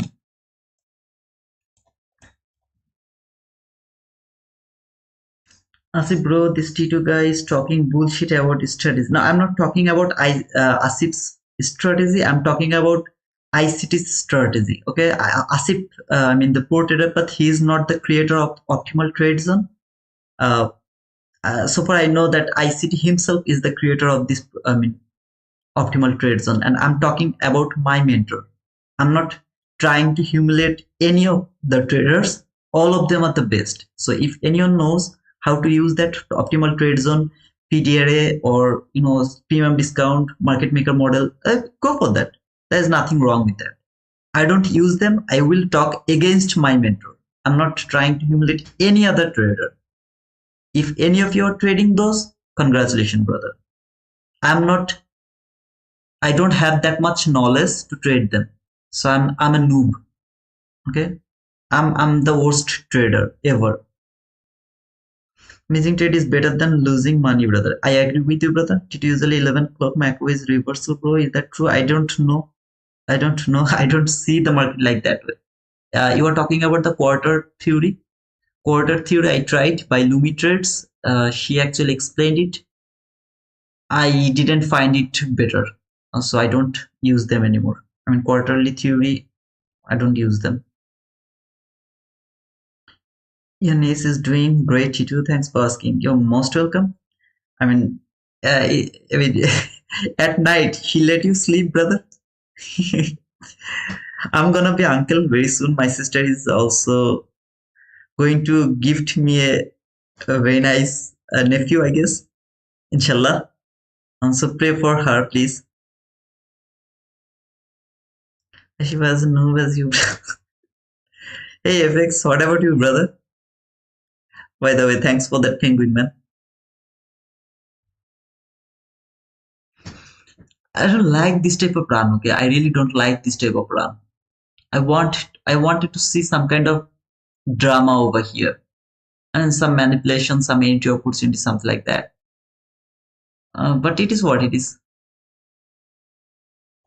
Sometimes I'll miss them. So I will wait. Okay, I will wait. Again, it is going higher. That means it will keep going higher. No, I don't think so. I don't think like that way. I would love to see where is the Friday high. So if I go to daily chart, this is the daily chart. I don't want to see that this high is going to be taken.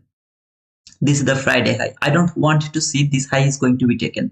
I want to see market will stay in the range of this Friday candle. It is not going like to be violated one-sided. No, I don't want to see. It will be it will be accumulation. Okay, so something like that. Went higher, lower, higher, lower, higher, lower, something like that. Highly volatile accumulation. So I'm not one-sided. For example, when it reach over there, I'll start to think about the sell again. Not for so long, but a small sell, buy, sell, buy, something like that. Because today is accumulating day.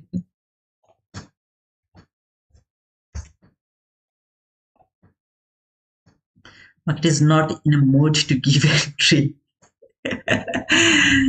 Yes, sir, but we will see if we can break this. We'll see. Thanks, Outlander, for the penguin, man. Thank you so much. Just make it more than AFX. Okay, he has provided me 6 penguin. You have provided me 4 penguin. I need 3 more penguin from you, Outlander. I want to beat AFX. I want to beat him. But it is not in mood. Okay, not you. I'm not getting enough sleep these days. Lol. She is active at times and sleeps sometimes. The school man. I wanted to say that where is that drama guy? This drama guy is busy now these days. Congratulations to our sister Tito. Thank you so much, brother. We'll keep staying our press. Thank you, man. Thank you so much. You're going to become a great mama. I'm sure. Yeah, I hope so, brother. I will make my nephew the wizard, the trading wizard from his early years.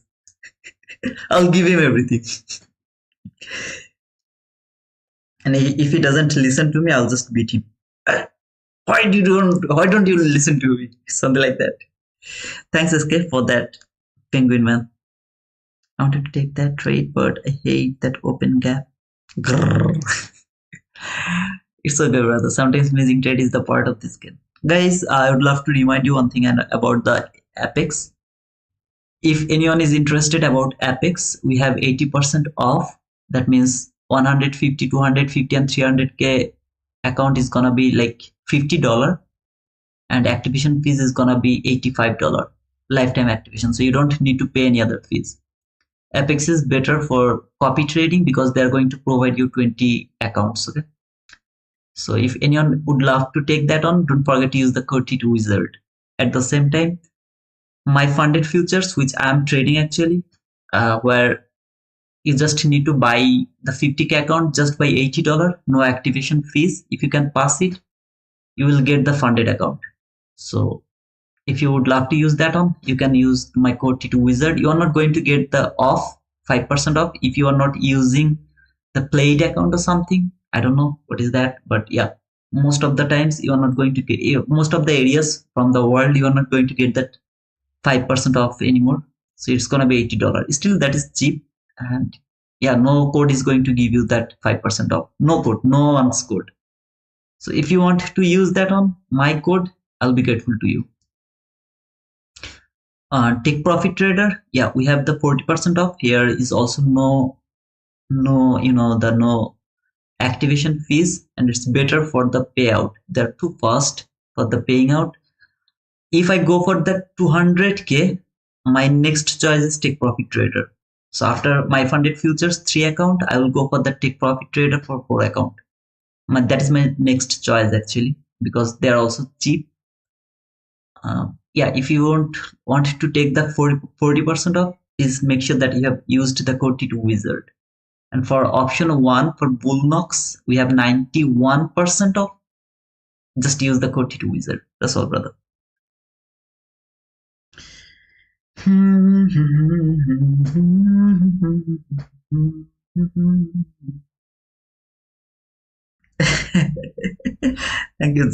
you so much, brother. FX is denying lots of payouts. It's because of the consistency. If you don't trade consistently, otherwise maybe you took 15 contract entry, they're going to deny it. So you have to be very consistent, like low leverage, something like that, small target. Show them the you can trade, not like luck or gamble. Just took 15 contract entry, got $10,000 profit, then go for one micro contract for $10 profit. No, not like that. Go consistently, which is the base of this trading. So you have to go consistently. Not only Apex, but also most of the prop firm will give you this consistency rule, because it is the most important rule for trading.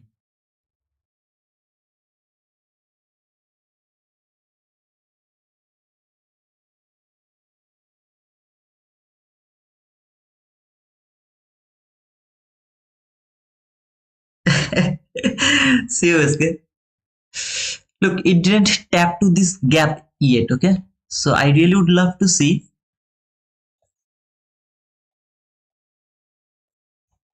some kind of SMT here, and then it will fall. I want to see that fall. No, I'm not interested to participate in that fall. I will wait for a buying opportunity instead of fall. Okay. So I am not interested to catch that sell. I'll be interested to catch that buy if it failed to trade this gap. Do you understand the logic the way I showed you? I told you that I have already framed my trade. Now, if it provide me that things, I'll go for that trade. If it doesn't provide me that things, instead it tap to this low, I'm not going to touch it until the next confirmation. So that is the part you should understand, okay?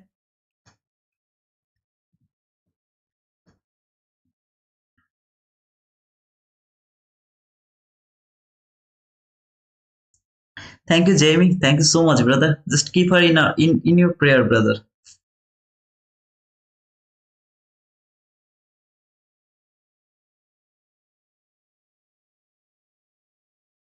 Yes, last fair value gap is going to be the last fair value gap, and this is going to be the entry fair value gap. So it can be the last fair value gap, it can be the entry fair value gap. I'll look both of them. So when it will come here to this gap, see, entry gap, I'll start to look for buy. Though I don't have the buy side liquidity anymore, but as I am seeing here as a buy side liquidity, if it failed to trade this area, that means it's gonna be a random reversal. I don't like the random reversal. I don't know about the 50-minute chart, but from hourly chart, it should tap to the low at least. So if it doesn't tap over there, instead it starts to fall, I'll start to frame the buy. Over here, you can see so far the SMT, this high has been taken over here. This high didn't taken over there. So which is a perfect SMT. You can see here and there so far, okay? A perfect SMT. Can it fall a little bit? And then I will be bullish again. If it tap to this low, I'm not interested to go for the buy right now until the next opportunity. Love from India. Thank you, Muhammad Safban.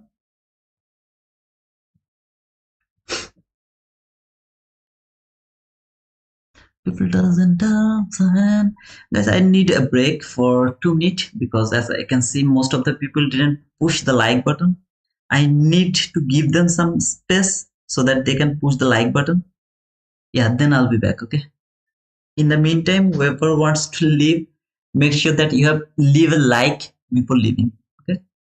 So yeah, thank you so much for understanding, and thank you so much for providing me the likes. I love you all. I can hear you. I love you.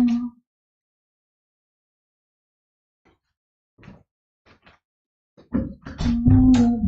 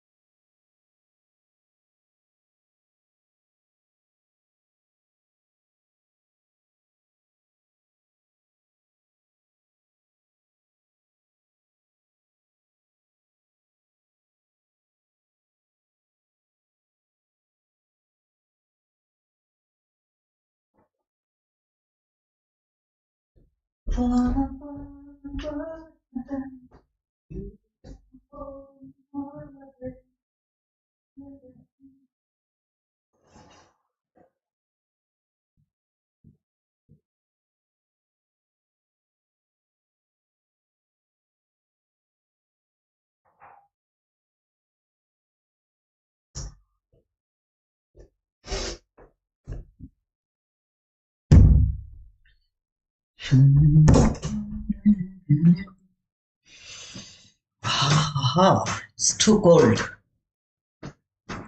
I'm on my bed, okay? I don't have the chair and table over here, so I'm using my bed. I'm inside the blanket.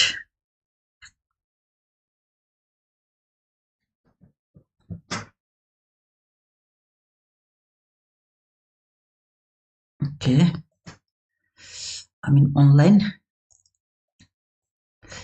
You can just uh join over here to this vote. I hope that it will be helpful for me to understand that I didn't talk bullshit. Instead, it was insightful for all of you. So please vote it over here. I'll be grateful to all of you if you just vote over here. Thank you so much.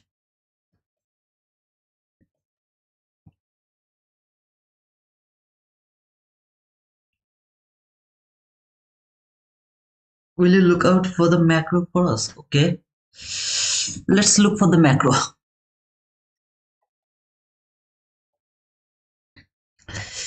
But actually this macro is not valid. In the 15-minute chart, I don't have the high. Right now price is over there. Look, in near the market, there is no high from 15-minute chart. So this macro is not valid according to our macro setup. It's not valid. Around the 950 to 1010 macro, there was the macro, but there was no entry opportunity. So 950 to 1010 macro, there was the macro, but no entry. And this macro is not valid because I don't have the 15-minute high or 15-minute or 5-minute high. So this macro is not valid. Back. Hope it doesn't tap into the. Oh no, it didn't. It didn't, brother, yet. Laying down watching the chart, falling asleep. Oh.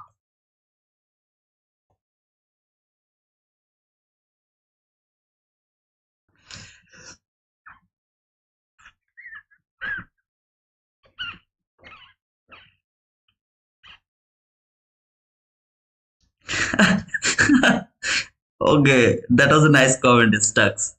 Option. It's okay. People will keep saying, keep posting. They will keep giving us their opinion. It's okay. How is live in Portugal, G2? It's cool, Manu. It's cool. I mean, sometimes I go to the beach. It's very near to my home. I love the ocean actually. So yeah, it's cool, man. Yep, it's almost 4. Just 8 minutes left.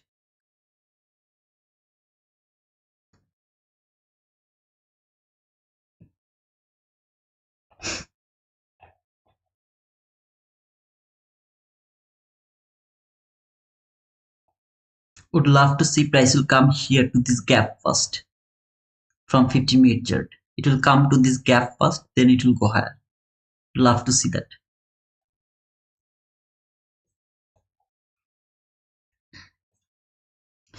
It's a what to say? I mean the how counter trend entry or something like that. I mean I want to see price will come here, then it will go higher again. So if I frame a sell setup over there, that is gonna be a counter trade entry. I will go for the trade if the stop loss is too small. For example, the stop loss is below 15 handle, I'll go for the trade. If it provide me that entry, by the way, until this gap.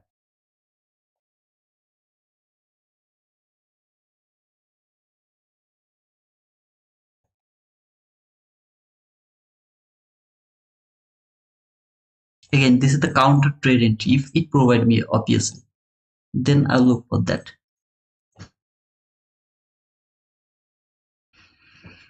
Must be on there. Over here started to snow home. It's cool, but not like that much cold, but it's cold over here. But not that much. I mean, it's bearable.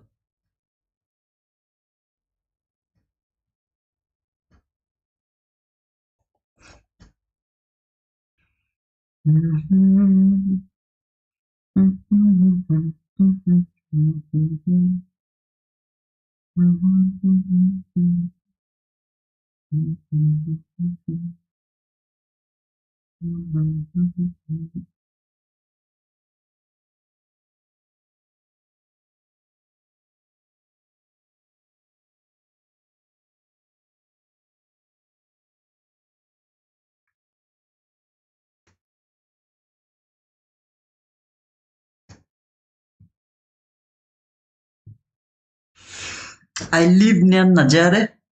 Caldas the Rainia. How does they spell it? Caldas the Raina. Something like that. Near Najare. Najare is here, actually for here like 30 kilo, 30 kilo away, 30 kilometer away from here.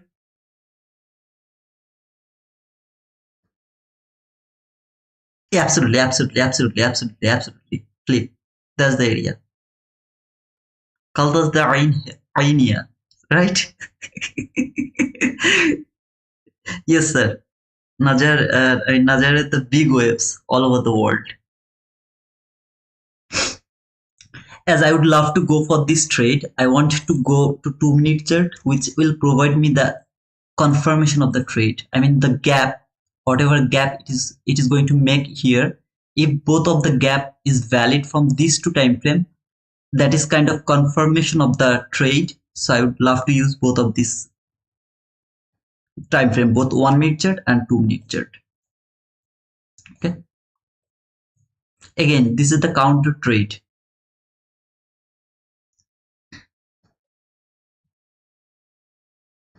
The biggest waves in the world. Absolutely, sir. Come on, give us a move down. Let's see, brother.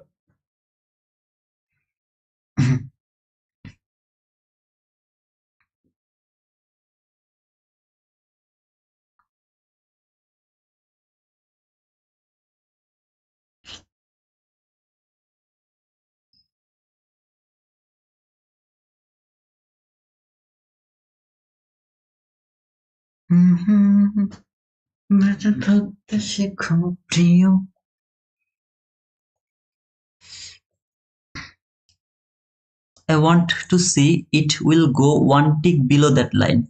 At least one tick below that line. I want to see that.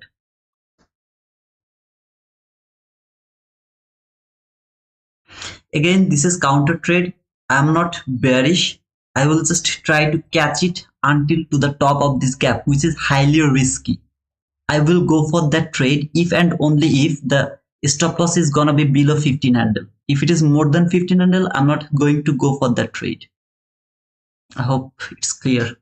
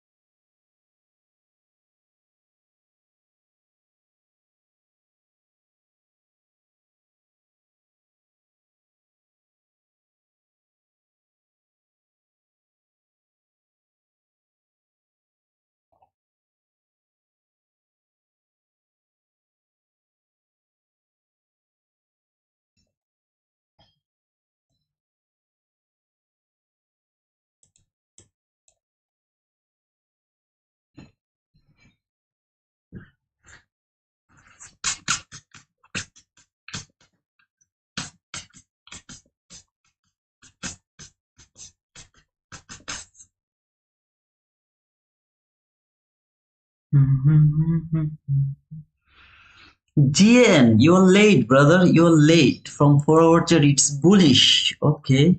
That's cool, man. That's cool, man. That's cool. I'm happy to hear that. Unfortunately, we have done everything at the beginning of this trip. So we know exactly where market is going. We know how it is going. We know everything beforehand.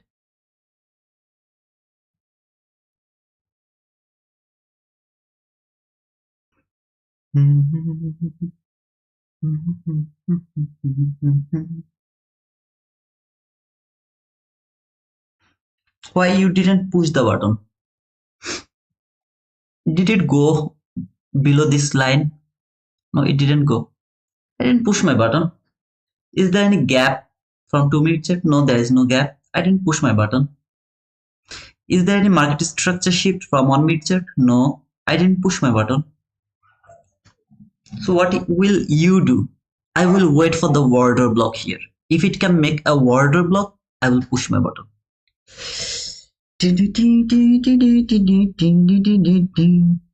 I'm already in a trade from 500 from Friday. Okay, that's cool. See you, Tito. Good to go. Thanks. Okay, Outlander. See you, brother.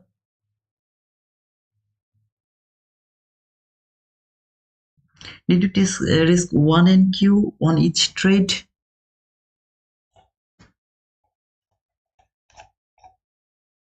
One, two. One. See, one. Just two. And all of them one.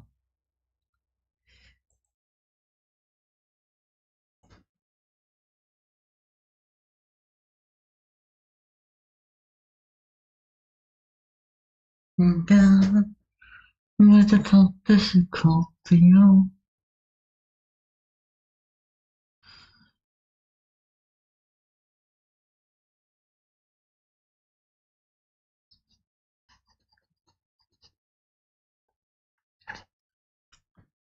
No, my max is 20.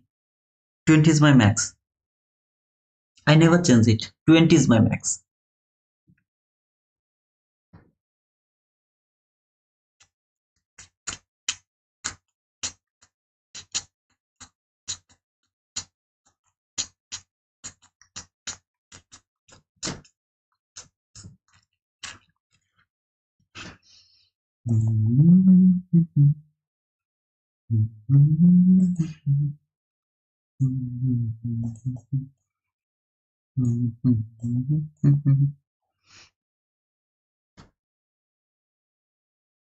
Don't use my risk management, please.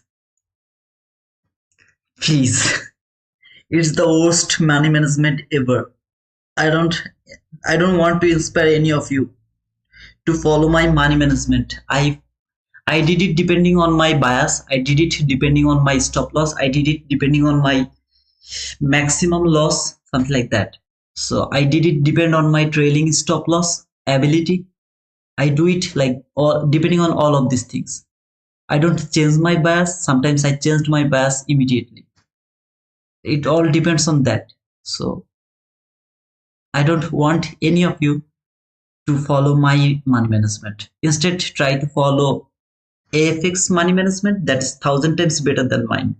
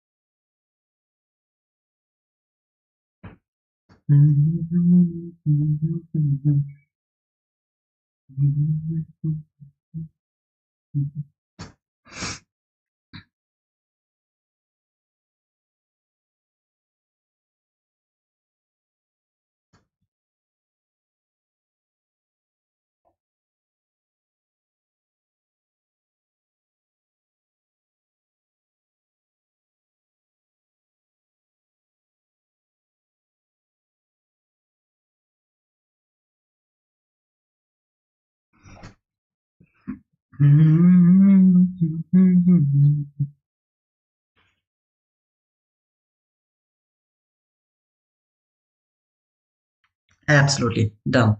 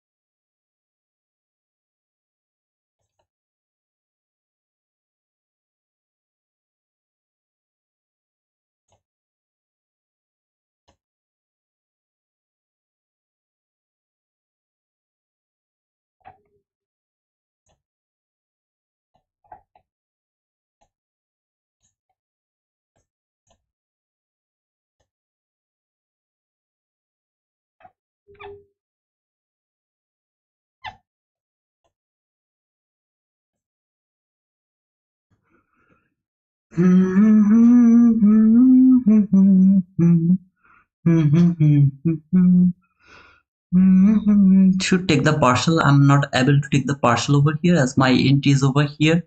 So can't take the partial over here. So would love to take the partial around the -1 standard deviation, and target is -1.5 standard deviation.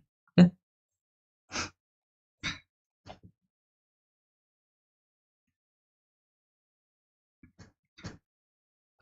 This candle will close above that high, will trail my stop loss below that candle. If it close above that line, stop loss will be below that candle. If it failed to close below above that high, I'm in a danger. There is much more possibility I'll get stopped out. And as I told, I'm just not able to take the partial over here as it is too near to my entry here. Just because of that, I'm not able to take the partial.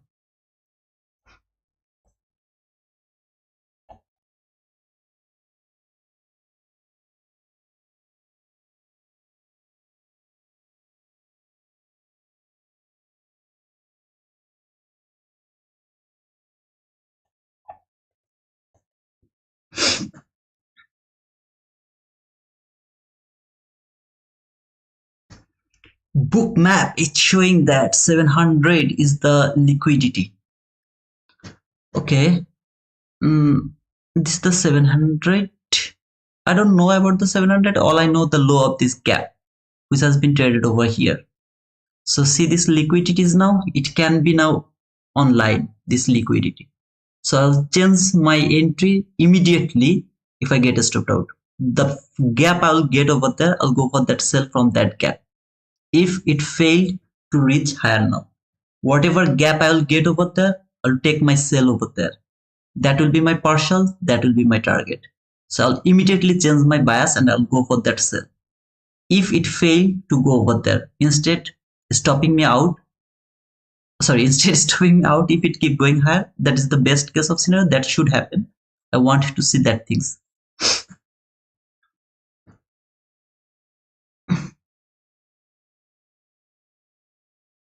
So first I want to see a body close above that line. So a body should close above that line so that I'll be able to trail my stop loss and minimize my loss until this area. See this area? 3 handle. It will be a 3 handle stop loss in that type of situation. But all I need a body close above that line.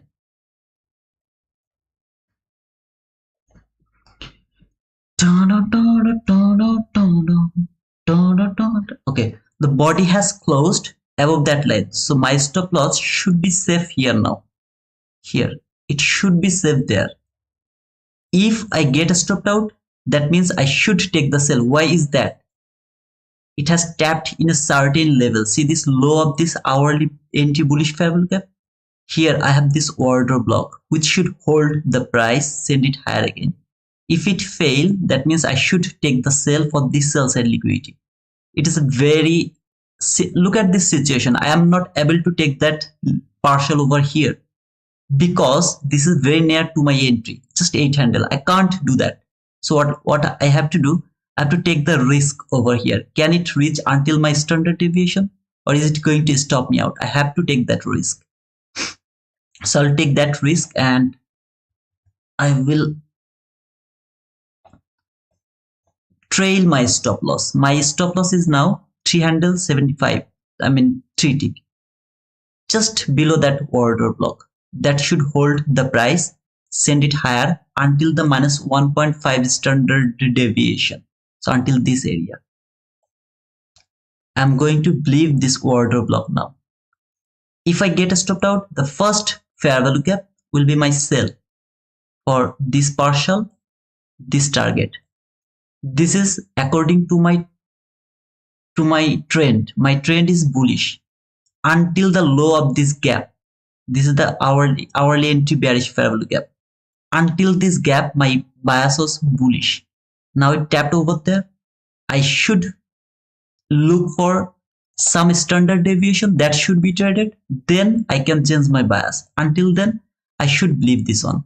In the meantime, I'm not safe to put my stop loss over there. I trailed my stop loss, just believing this order block.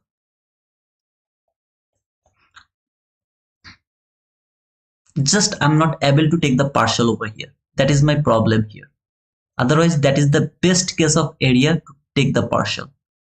As I'm not able to do that, I trailed my stop loss too fast. This is my trading style. Here now my stop loss is 3 handle 3 tick. Just 3 handle 3 tick. Can't put my stop loss to the break even. I can't do that.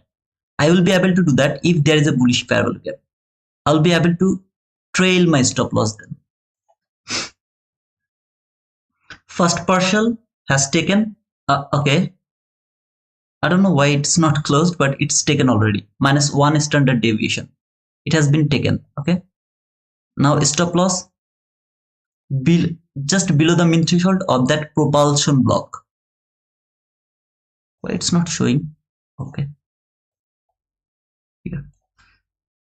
Below the min threshold of that propulsion block, target is minus 1.5 standard deviation. Now, I don't like in runner until this gap.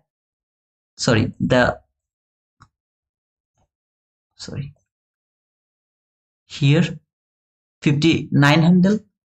I don't like the runner, so I'm not going to hold my trade until that run.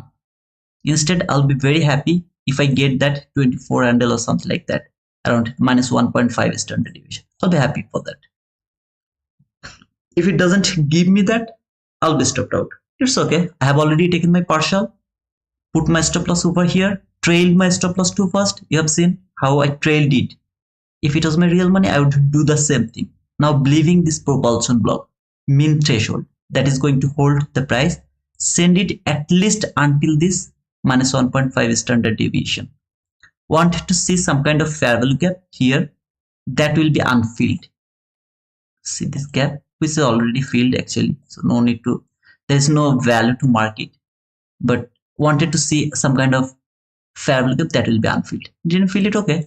Would love to see, can it trade this propulsion block, mean threshold, that means the 50% of this propulsion block, then go higher again. Okay, so if you see, this is that 50%, exact 50% of that propulsion block. Can it hold the price, send it higher again? If it doesn't do that, I got a stopped out, perfect. Would love to start thinking about fall now. By the way, I'll just see, did I get stopped out because of the week or not? I would love to see that as well. But now this sell side liquidity is my priority. See, this sell side liquidity is my priority now.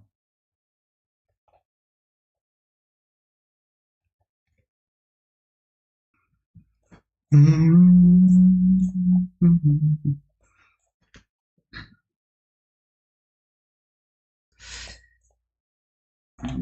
me remove it. This sell side liquidity is my priority now. All I need a fair value gap here to look for this sell side liquidity. Just a fair value gap. That's enough for me to look for a sell.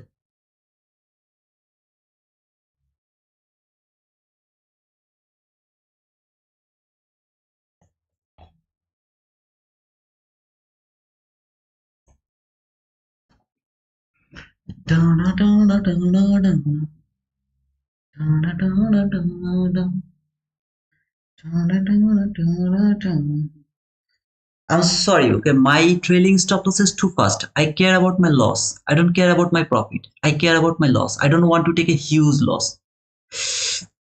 If it come back again to this gap, I'll take my sell. Please don't copy my trade. Not exactly to that gap, little lower of that gap. Little lower, okay. Stop loss, look at this stop loss here. If I take that sell, I'm going as a counter trade, remember. If I put my stop loss above that liquidity, it's 12 handle. Target, sell side liquidity. Here. Real target. What happened? Okay. Real target there. Don't want to go over there. I love to take this area. Want to see this will hold the price and send it lower.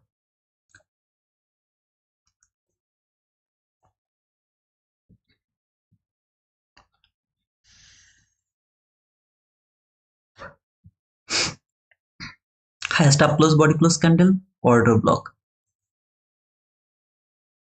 Mean threshold should not be broken. If I get stopped out, 12 handle. Below that 15 handle, stop loss. Perfect. I'm good to go for this trade. Because my stop loss is small. Remember, I care about my stop loss. I don't care about the profit. I don't care about anything else. All I care about this stop loss. And you will see how fast I move the stop loss. You'll see that. Every single time it will provide me the opportunity or trail my stop loss. Because I'm going against my bias. My bias is bullish. So I'm going against my bias. So I will trail my stop loss as soon as possible. I can do it.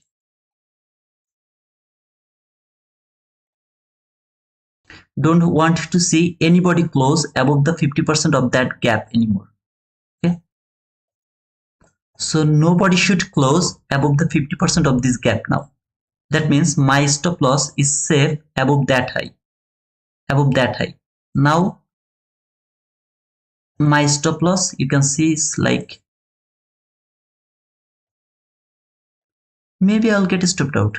I don't care because now my target, stop loss is 7 handle. 7 handle is my stop loss now. So I don't care about my stop loss anymore.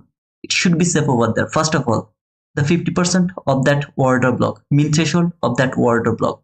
This fair value gap, 50% should hold the price. Everything is in line. It should keep falling for this clean sell side liquidity. Why I'm looking for this sell side liquidity now? Because previously I wanted to see it will first fall, then it will come here to the this 50% of the low of this hourly gap. Now it left that liquidity over there. I want to catch that liquidity.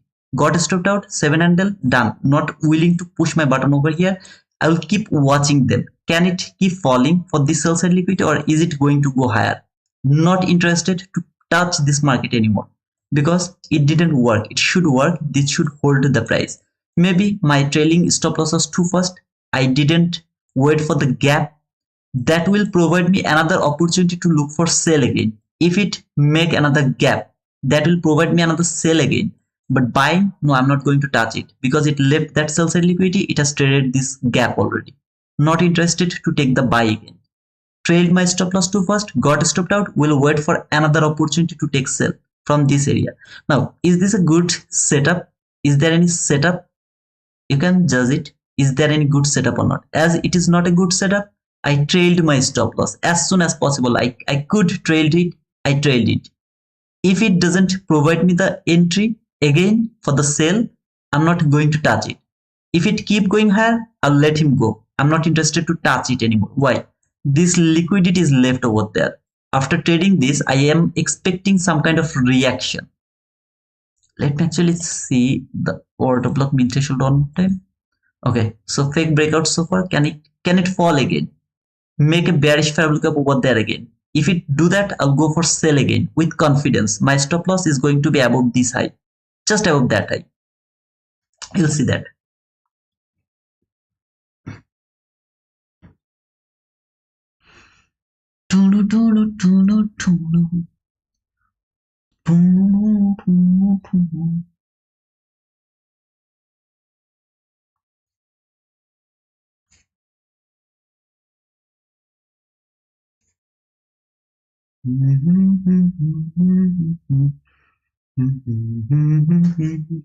Brother, is it bullish or is it bearish? I have already explained it at the beginning of this stream. Please watch it. If it can make a bearish fair value gap again, I'll go for the sell again. Just make the gap, I'll take the sell again for this sell side liquidity. Okay. Even if it is one tick gap, I'll go for that gap.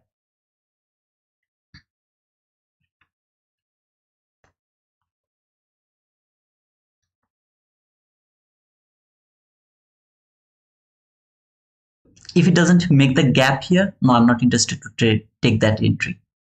So all I need a gap here.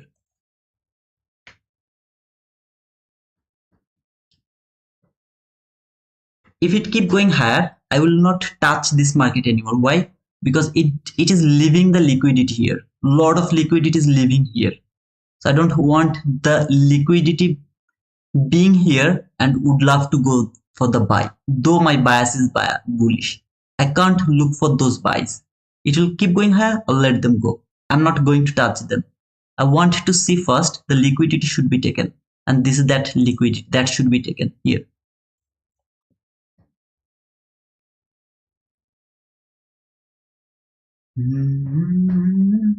In the meantime, whenever I will take the entry, you will see that my trailing stop loss, it's going to be too fast because I'm going against my bias. My bias is bullish. I'm going against my bias. So my stop loss trailing would be too fast because I don't want to take huge risk.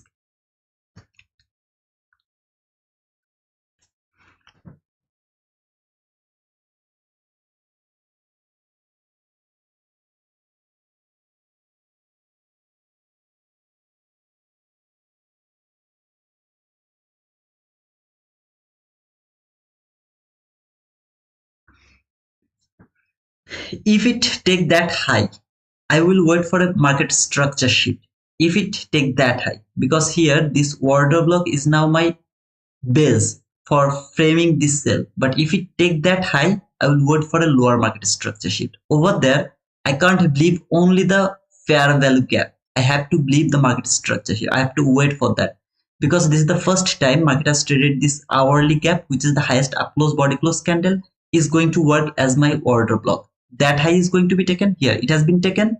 I'm not going to push my button from the fair value gap anymore. I need for a market structure shift because the order block has been broken.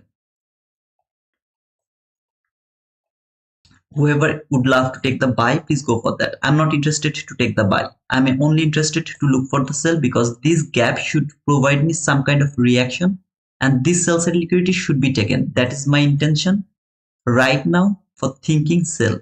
So I'm not interested to take the buy. Instead, I would love to look for only sell. And my last line to push the button is 11:30. So within 11:30, if it provide me the market structure shift with a fair value gap, I'll go for that sell. If it doesn't provide me within 11:30, I will not do anything over here.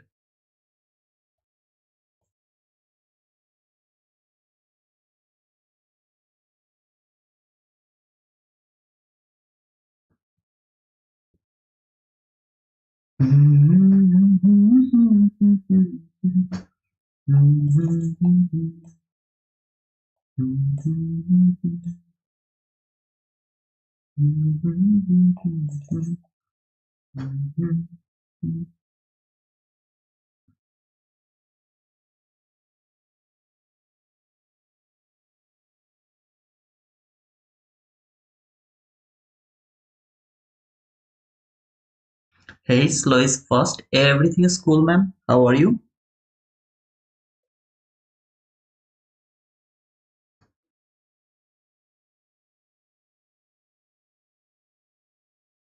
11:30 is my last candle to take the entry. So I have 4 minutes left. Within 4 minutes, if it fall with a very energetic run, I will go for the sell. If it doesn't do that, keep going higher. I will not touch this market. Though my bias is bullish. Remember, what did I say over here? I'm not interested to take the sell. I'm only interested to take the buy. Market is going higher until this area market came. Now I'm saying that I'm not interested to take the buy because market left that liquidity here. It didn't take any liquidity here. Though my bias is bullish until this dotted line, I'm not interested to take the buy. Instead, I would love to take the sell. I want some kind of reaction from this gap.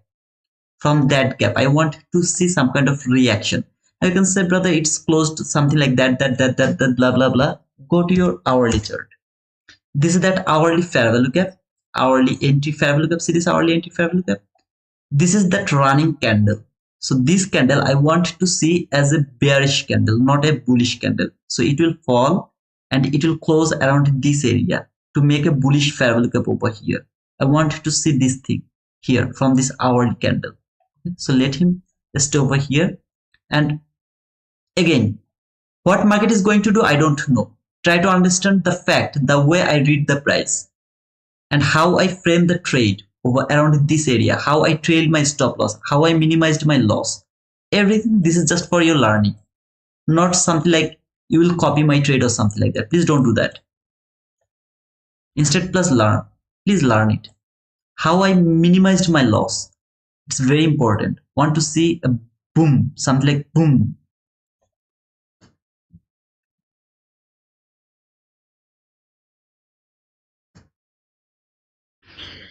Thank you. Just watching the price now. That's cool, man. Did you take any entry? Let's go. I have passed one account today. By the way, you have passed much more than me. You are the wizard trading in the zone. I passed one.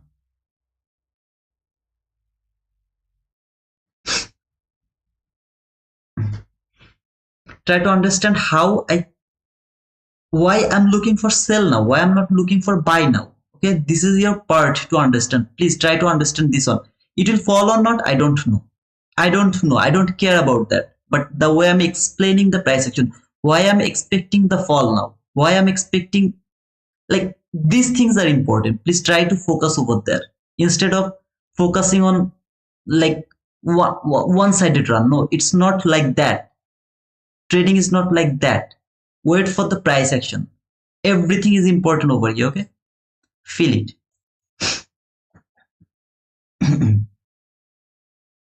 Want to see one tick below that low.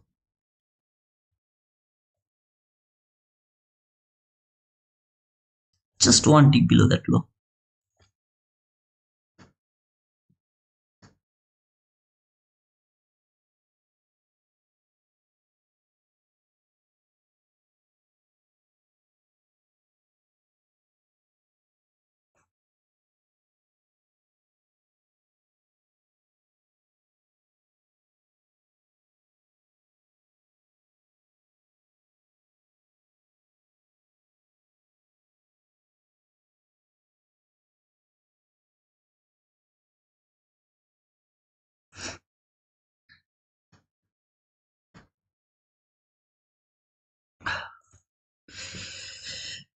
This is the last candle where I actually usually I go for the trade. After this candle, I don't go for the trade.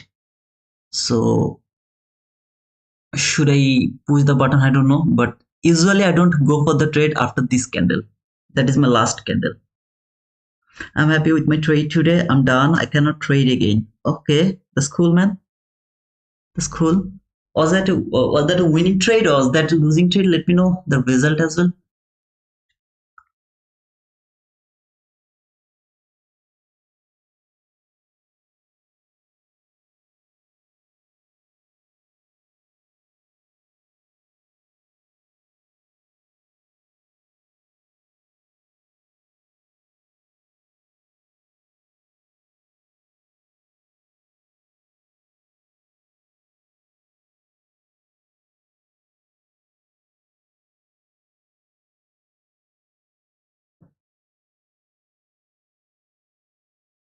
At the same time, this is the inversion gap.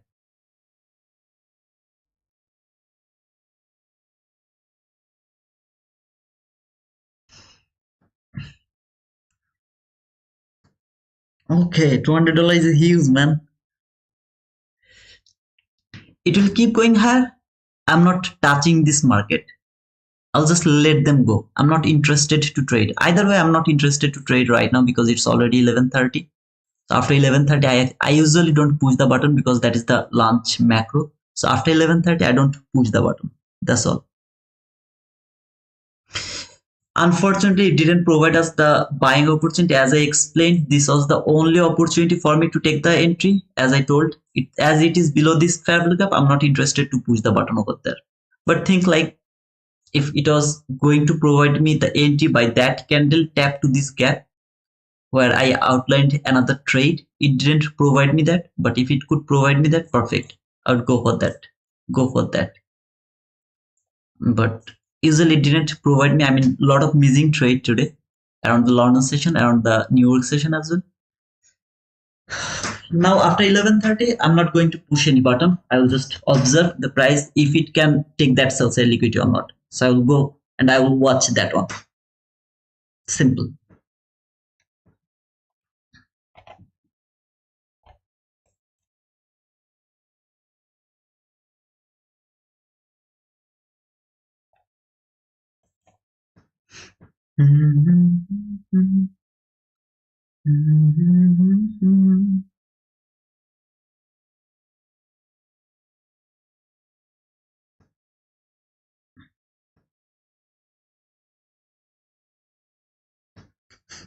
It was a nice price action, brother.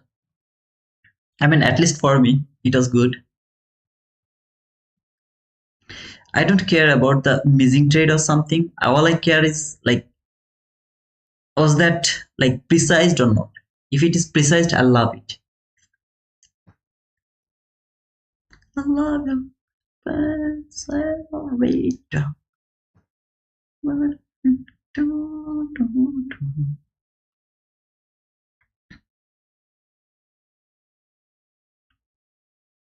Usually I don't push the button, so I'm not going to push the button. I'll just use this thing, okay? That thing. Not going to push the button because I don't trade after 11:30. So if it provide me the entry, I'll just use this thing.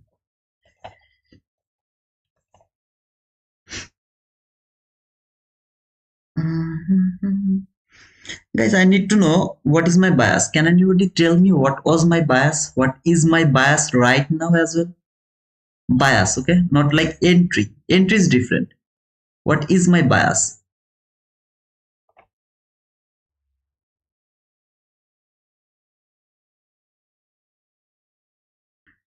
Thank you, Manu. Yeah, my bias is bullish.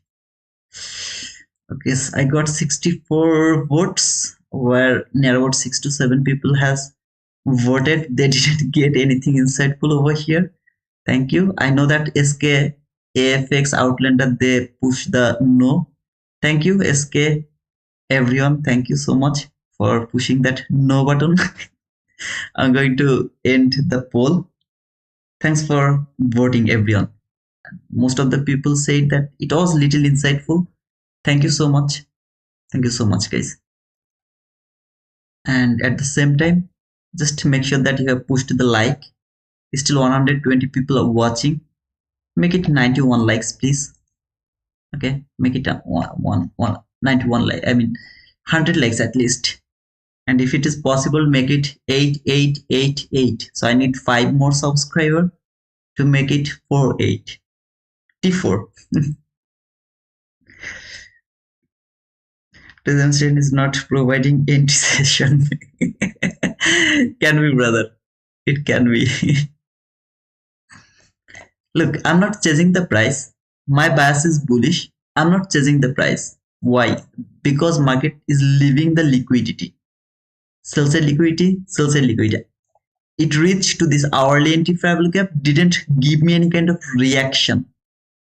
So higher time frame reaction is lower time frame entry opportunity. It didn't provide me that reaction.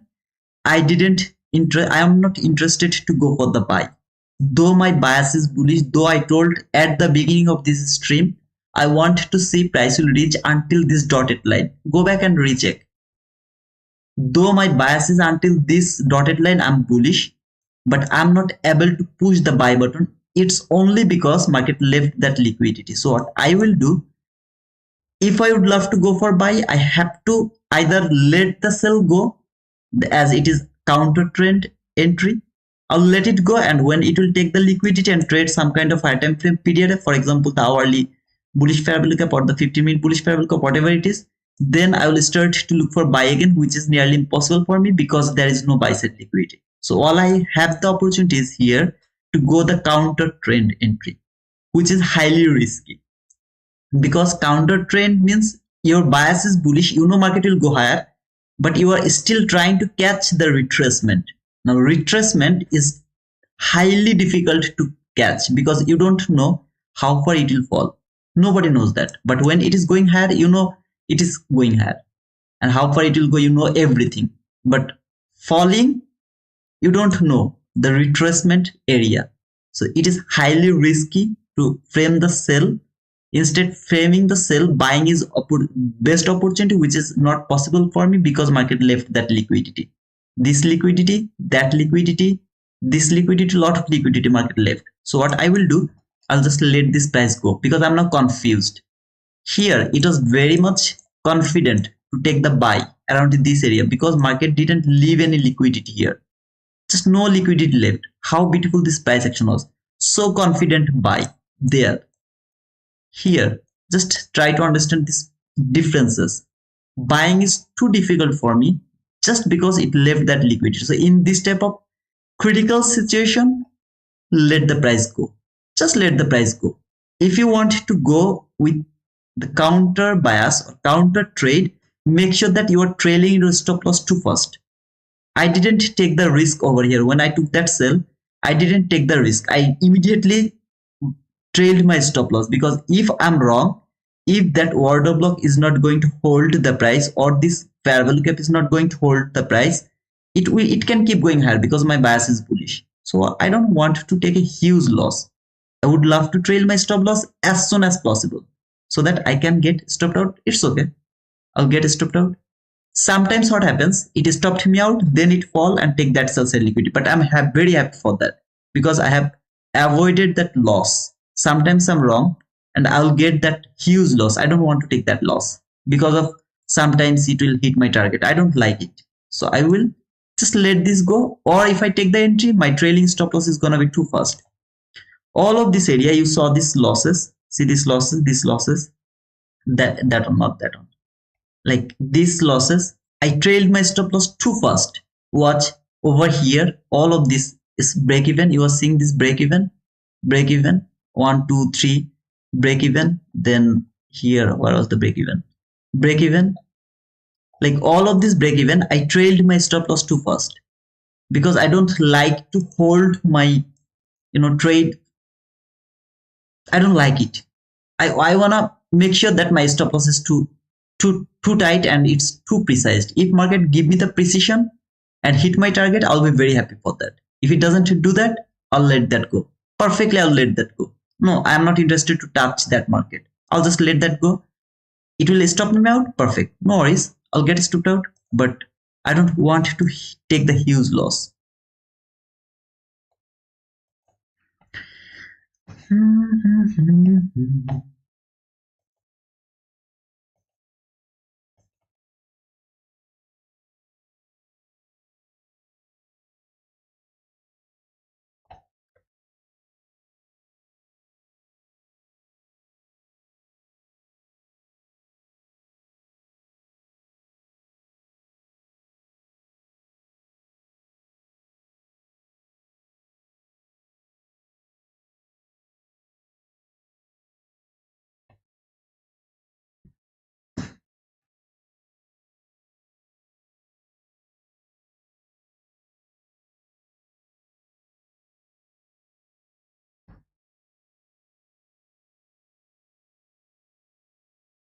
Then the last travel, look up, brother.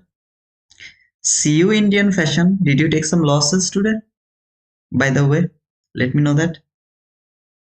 I can see that you are a little angry.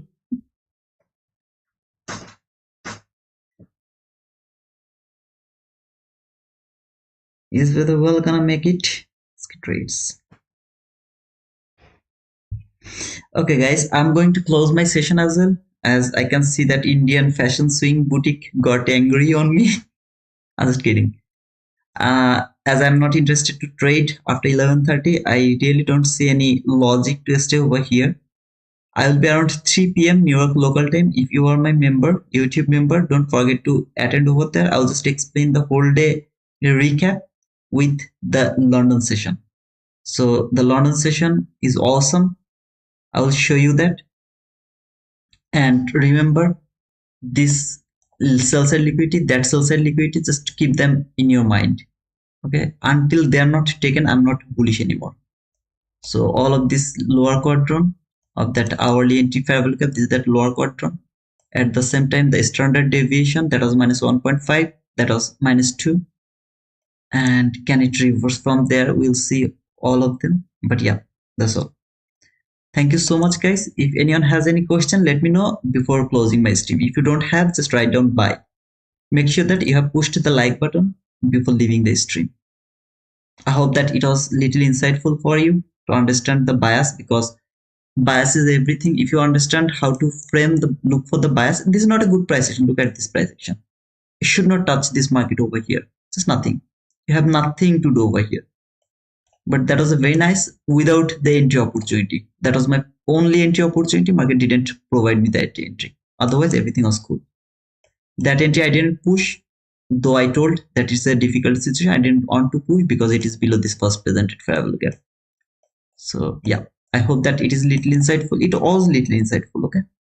Let's try and continue. No, you can't look for sell. You have to wait for the setup from 1 minute chart. And if you have the liquidity, if you don't have the liquidity, no selling is valid. Bye. So, okay, thank you so much, guys, for being over here. Make sure that you have pushed the like button before leaving the stream. Thank you so much. We'll meet around 3 p.m. New York local time. Until then, cheers.